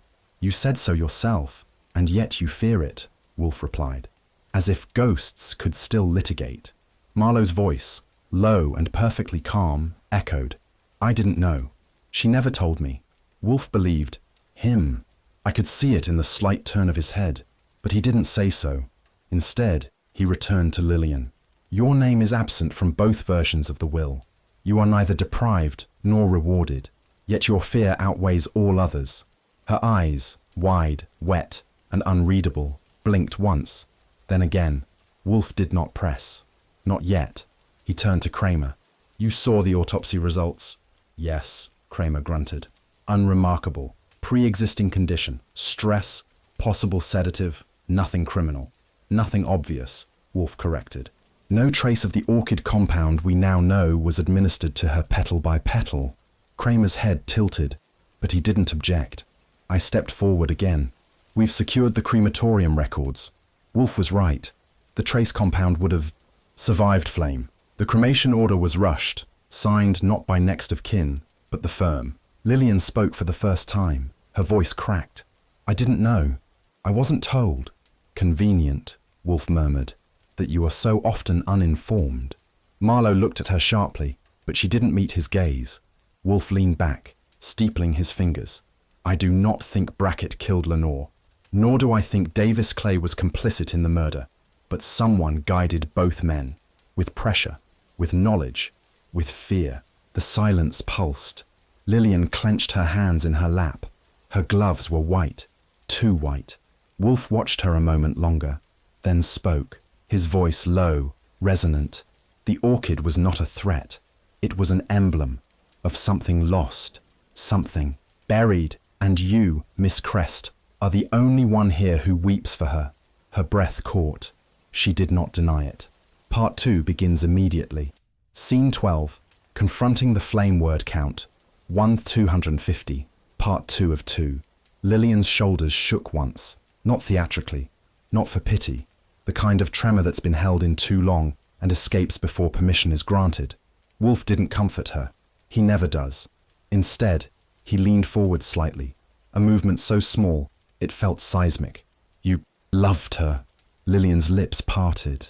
No words. Just the slight sound of breath catching on grief. You feared what that would mean. For your name, your family, your position, all the things that mattered less than she did. I never, she managed, her voice thin. I never wanted to kill her. Wolfe's voice was calm. No, but fear has accomplices. Silence. Among them. Kramer stood straighter. So what are you saying? That she... No, Wolfe cut in.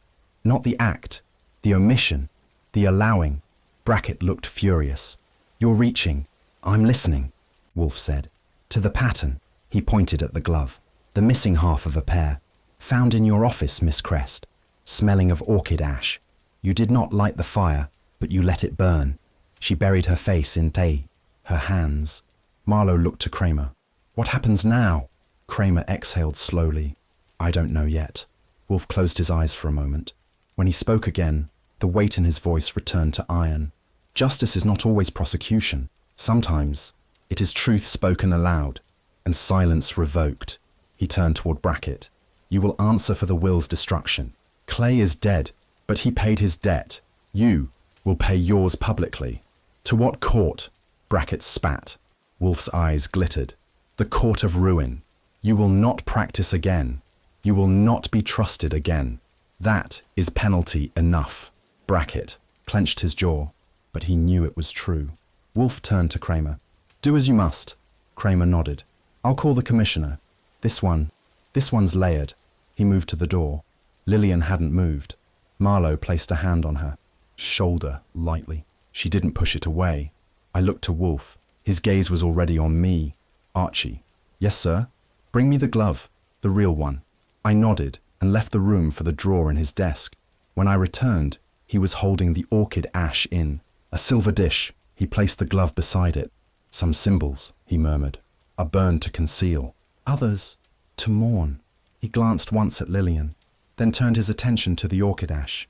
There is no crime, he said softly, so dark as the one we let happen. Then he nodded, once, a verdict in silence. I poured the brandy, the good kind. We sat in the light while the rest of them left. Another case closed, and another truth, too heavy for courts, hung in the smoke. The drawing room's hush held firm. Velvet curtains dulled the light. Wolfe remained unmoved in his yellow chair, fingers steepled beneath his chin. The red guest chairs, occupied again, creaked with tension. Brackett's jaw twitched. Lillian's gloved hands stayed clenched in her lap. Marlowe's gaze hovered near the floor, and Kramer stood, arms folded, a granite wall with a badge. Archie, seated to Wolfe's left, glanced at the silver tray Fritz had set moments earlier. Untouched saffron toast, already cooling. No one was hungry. Wolfe's voice rose into the silence. Miss Vale, he said, the syllables weighted as stone. The orchid you destroyed was a Paphiopedilum Rothschildianum.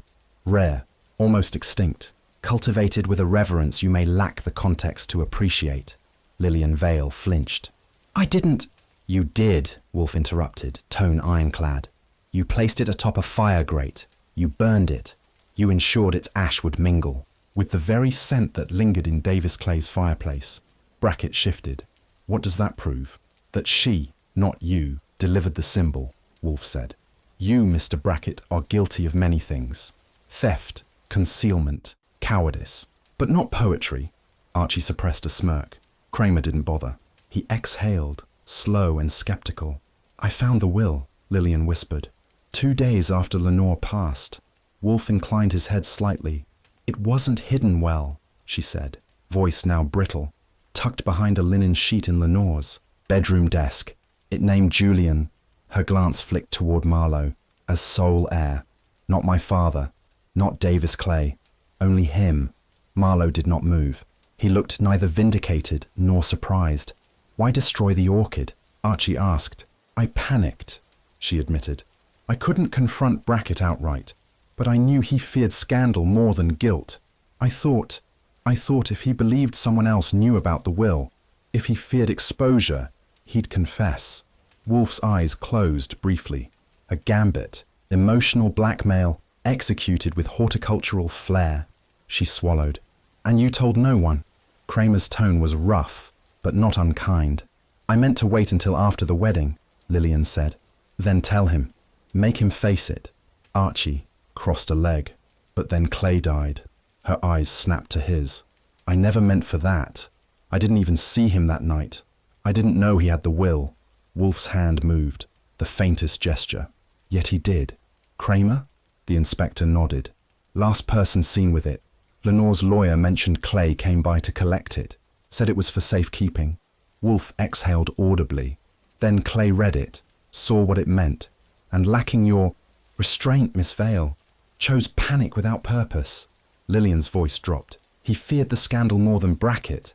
Clay had everything tied to the Crest firm's reputation, and perhaps something else, Wolfe said quietly. Love, perhaps, or guilt. It is no small thing to keep a woman's legacy hidden, especially one who made her will so clear. A silence stretched, taut as string. Archie let it hum. Then Wolfe turned, his gaze fixed on Lillian once more. But you did not burn the orchid merely to spook a coward, did you? She blinked. What do you mean? You hoped Brackett would break, Wolfe said. That he'd confess, ruin the wedding, unspool his duplicity before the vows. He leaned back, heavy with certainty. Because you never truly wanted to. Marry him. The room stiffened. You loved someone else, Wolfe said. Lillian looked down, her hands unclenched. Yes. Archie's voice came softly. Julian Marlowe. She nodded once. He loved Lenore once. I knew that. But she broke him. Not with cruelty, just absence. She never returned it. I tried not to care. But after she died, She trailed off. Marlowe did not speak. But his silence was not denial. Wolfe gave no reaction. Part 2, he said. Mr. Goodwin, continue. Archie leaned forward slightly, watching Lillian. Her voice, quiet and bare, seemed to flatten the air in the room. I didn't plan it, she said. I just realized I couldn't let it happen. Not the wedding, not the lie. I thought scaring Brackett might force the truth out of him. About the will, about Lenore. But when Davis died, you realized what panic can do, Wolfe said. Lillian nodded. That someone else was frightened too. More frightened than I was. Brackett stood sharply. This is lunacy. None of this proves she didn't kill Clay. No, Wolfe said, unfazed. But the absence of intent separates accident from murder. Miss Vale's aim was disruption. Yours was concealment. Clay's death was not her goal. Brackett scowled. You think I think, Wolfe said flatly. You are a man so burdened by self-interest that even guilt appears inconvenient. But no, I do not believe you killed Davis Clay. Brackett froze mid-breath. Because panic doesn't burn with calculation, Wolfe continued. Clay's death was calculated. Quick. No sign of struggle. No sign of poison. Just stress or, so it was claimed. Archie spoke then. But the cigar told a different story. Brackett turned sharply. What? The cigar in Clay's hand, Archie said, cool and clear. Still lit. Ash perfectly balanced. Meant he never saw it. Coming. Kramer muttered something under his breath, then glanced at Wolfe. You think it was Marlowe? Marlowe's chin lifted. I never touched Clay. You didn't need to, Wolfe replied. You simply didn't stop him. Marlowe frowned. I don't follow. Wolfe pressed both palms to his chair arms. Rising, rare and slow. The yellow. Upholstery groaned under the motion. You were the flame's intended recipient, Wolfe said. The will named you. Her estate, her house, her reputation. All to you. You did not burn the orchid, but you let others believe in its fire. Marlowe's jaw shifted. That's not a crime. No, Wolfe said. Just a shame. The silence now was complete. Kramer stared hard at Wolfe, but said nothing. Archie glanced between the players. The drama had ended, but the embers glowed. Then Wolfe turned once more to Lillian. You loved a man who belonged to another, he said. Not unkindly. You tried to bury the truth in ceremony, but truth has a habit of climbing out. She looked up at him. Is this justice? No, Wolfe said. Justice is an abstraction. This, he gestured faintly, is clarity. That will suffice. He sat again, slowly. Brackett opened his mouth but didn't speak. Instead, he slumped into the red chair. Not defeated, merely deflated. His ambition had found its ceiling. Marlowe stood, quietly. I never wanted her estate. You may yet have it, Wolfe said, but not without its weight. Kramer moved toward the door. We're done here. For now, Wolfe answered. Archie rose, straightened his tie. I'll see them out. He followed the quartet to the front hall. Lillian didn't look. Back. Marlowe paused once, eyes searching Wolfe's face for something. Approval, perhaps, or understanding. He found neither. When Archie returned, Wolfe had closed his eyes. The orchid room door was still ajar. Well, Archie said, sliding his notebook into his coat. Not the tidiest confession, but it got there. Wolfe didn't open his eyes. Truth rarely announces itself with a trumpet, Mr. Goodwin. More, often, it arrives through smoke. Archie crossed to the drinks cabinet. You want sherry? No. Saffron toast. A grunt. Archie took it as a no. He sat near the window, watching fog gather against the glass. The fire crackled behind them, and far away, somewhere in Manhattan, a heart broke. Alone. The brownstone felt heavier that morning. Silence pressed down like snowfall on slate. Archie opened the front door to find Inspector Kramer already ascending. The stoop, coat flapping behind him like a flag of war. He didn't knock. Fritz had the door half cracked before Archie reached the hallway. At the threshold, Kramer offered no greeting. "Where is he?"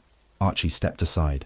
In the office, braced and blooming, Kramer marched through like a man, collecting a debt. The door shut behind him with finality. Fritz vanished. The smell of coffee lingered like a bribe no one would name. Wolfe remained seated, hands tented on the desk, his yellow chair unmoved by the storm entering the room. Kramer glared at him. Wolfe didn't blink. "I should haul her in today," Kramer said. "Accessory, obstruction, fraud."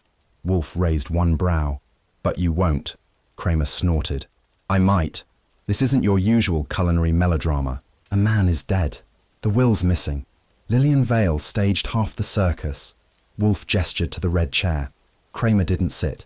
Archie stood by the bookshelf, hands in pockets, eyes on the rug. "She was frightened," Wolfe said. "And foolish. But her impulse wasn't violence," Kramer huffed. "She burned evidence." Wolfe's voice cooled. "She burned a flower. The evidence still exists." Kramer folded his arms. "Then produce it." Archie pulled a sealed envelope from inside his jacket. "Typed this morning. Lenore Vale's last will and testament. Found in a hollowed novel. Davis Clay's copy of Moll Flanders. Postmarked the day before his death." Kramer snatched it, eyebrows rising with the weight, in his palm. "It's all there," Archie said. "Signed, notarized, witnessed. Leaves everything to Julian Marlowe." Kramer stared. "So Clay did steal it, hid it, then dropped dead." Wolfe's hands remained steepled. "Stress has a peculiar taste, Inspector, sometimes laced with guilt." Kramer paced once. "Why bring this now?" "To bargain," Wolfe replied. That word hit the floor like a pistol shot. "She cooperates fully. In exchange, she walks." Kramer laughed. "You think you can arrange immunity?" Wolfe gave the smallest of nods. "If she testifies that Brackett obstructed, suppressed and threatened," which he did, Archie added. Kramer studied them both. His jaw worked, then stilled. Wolfe reached for his glass of beer, untouched till now. He sipped. Then, with deliberate gravity, said, "Better men have buried worse lies in ash." The words hovered, then settled, like dust on an unswept floor. Kramer exhaled through his nose. "Get her in here, tonight. No fanfare." Wolfe nodded once. Kramer turned on his heel. The door clicked behind him. Archie glanced at Wolfe. "You trust him?" Wolfe gave a shrug as eloquent as any verdict. "I trust his appetite. For justice, when it suits him." Evening came wearing fog like a veil.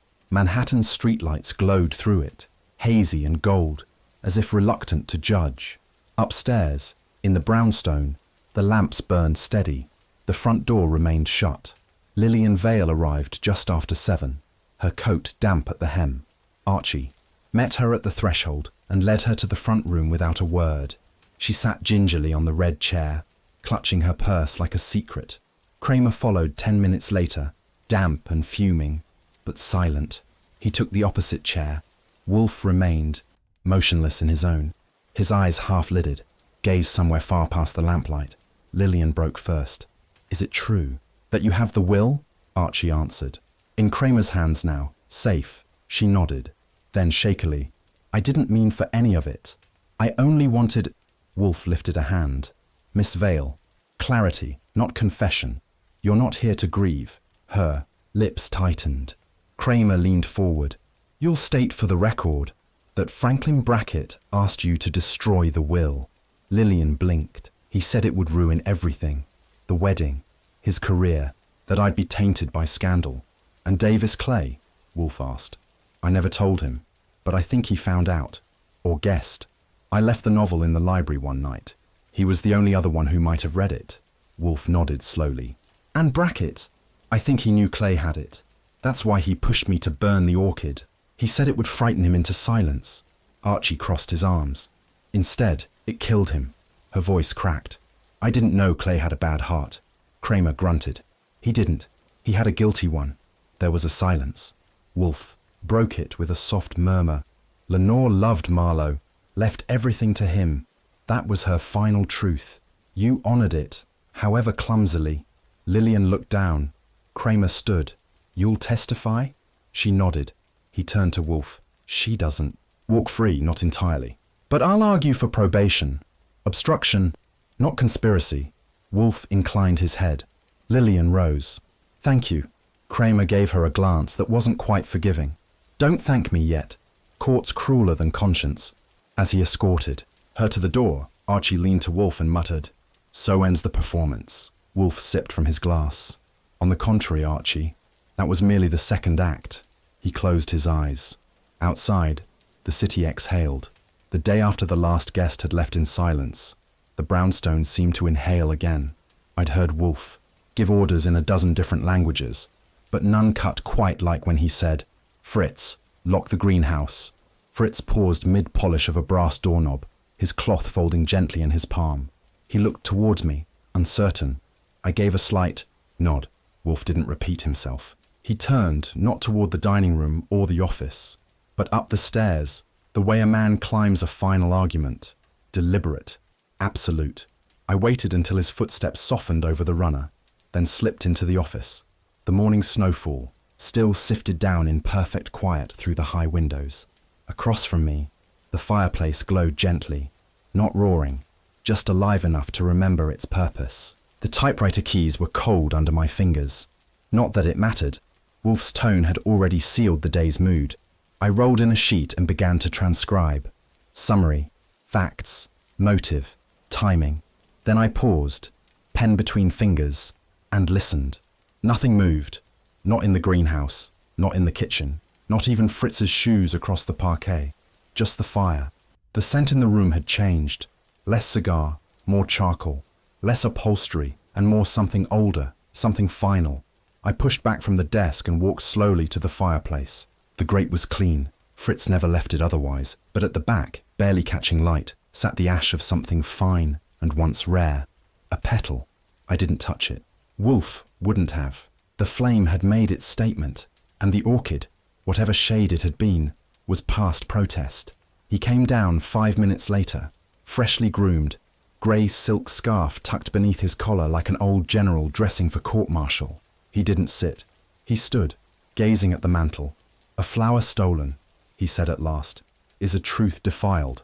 I didn't answer. There wasn't an answer. Only the low tick of the clock over the door and the occasional gust of wind rapping, faintly, at the panes behind us. He turned toward the desk and ran one thick finger along the margin of the page I'd begun. He read quickly, then paused midway.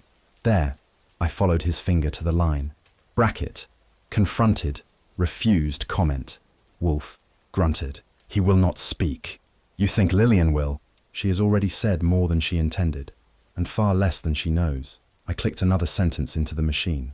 Wolfe circled behind me, then stopped at the window, hands behind his back. Clay is dead, he said. Lenore is ash. Marlowe has vanished into opportune silence. Brackett will deny, and Kramer will bluster. But what remains? I lifted a brow. The truth. He turned, smiling faintly. Hardly. Only that which cannot be burned. Wolfe moved to his chair, the yellow leather sighing as he sat. He didn't lean back. He merely rested, looking not at me, but at the fireplace. I resumed typing. The last paragraph was always mine, always personal. I began.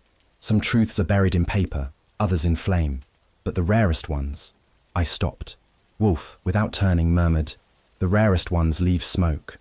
Wolfe said no more after that. He reached, slowly, for the brass bell on his desk and tapped it once. A minute passed. Then Fritz appeared, crisp as always, though there was a subtle hesitance in his gait.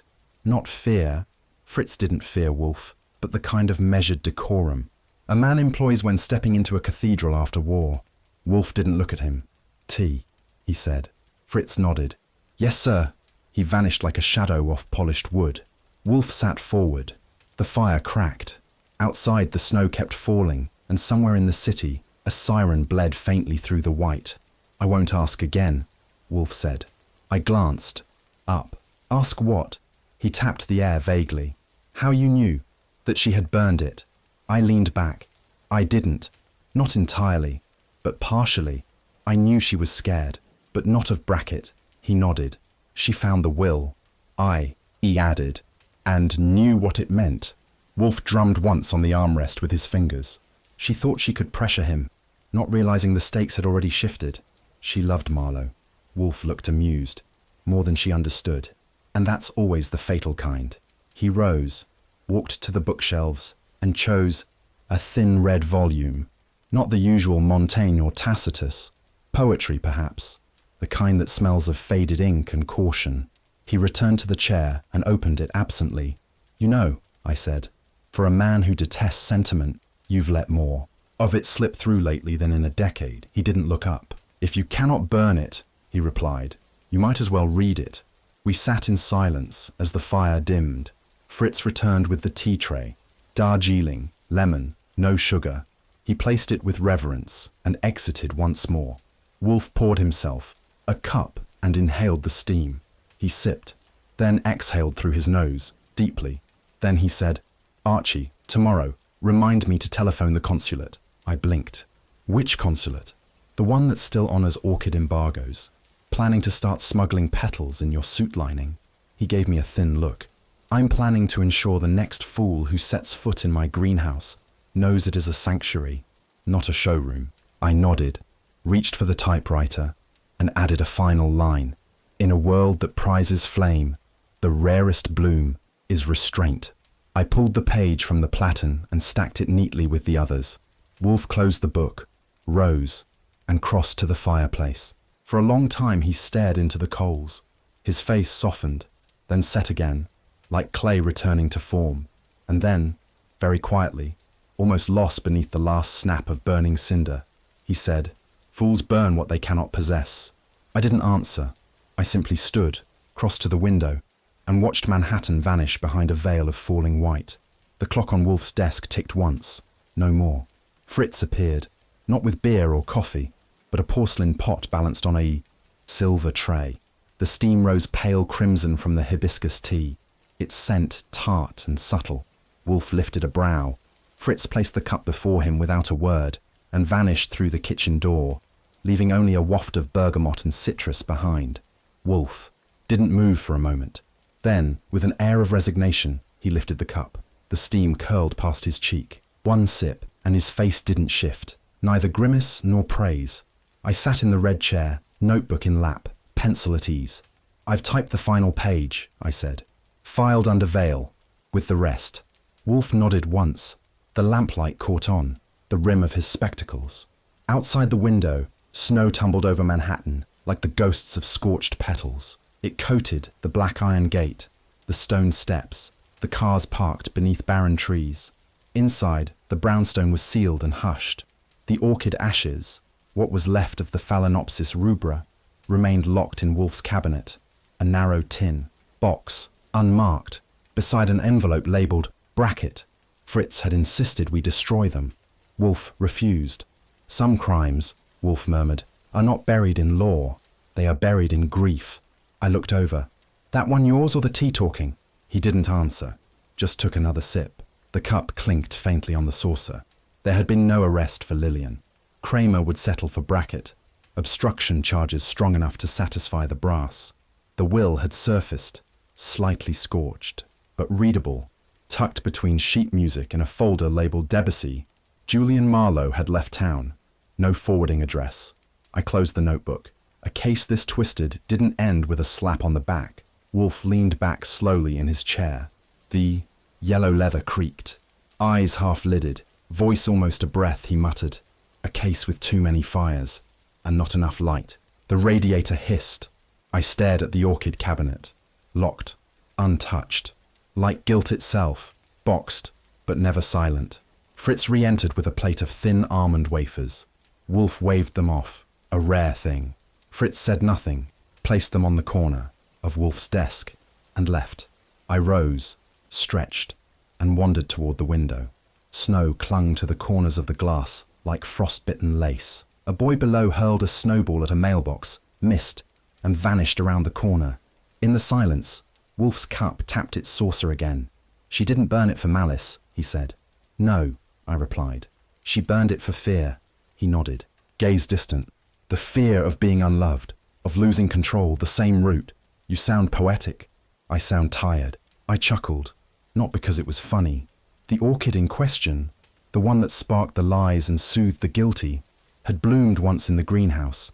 Scarlet, rare, nearly extinct. Lillian's fingerprint had been on its stem. When Wolfe found the box of ashes, he didn't speak for 5 minutes. That, in our household, was grief. Some men, Wolfe said slowly, torch buildings. Others, flowers. Either way, it leaves smoke. The teacup was empty now. I took it. I'll wash it, I said. Not that I'm hired for that. You're not hired at all, he said. You're retained. The words were dry, but there was a softened weight behind them. The snow thickened. The brownstone's walls hummed with warmth. In the corner, the safe cabinet stayed shut. You ever going to open that box again? I asked. Wolfe didn't answer. He reached instead for his book, a slim volume bound in oxblood, the spine cracked from years of rereading. I took the silence for what it was. Crossing the room, I paused at the threshold.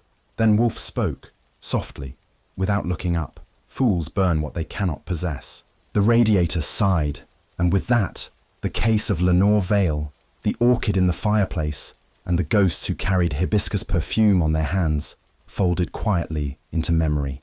The world outside dimmed under the snow. Inside, all was red tea and quiet guilt.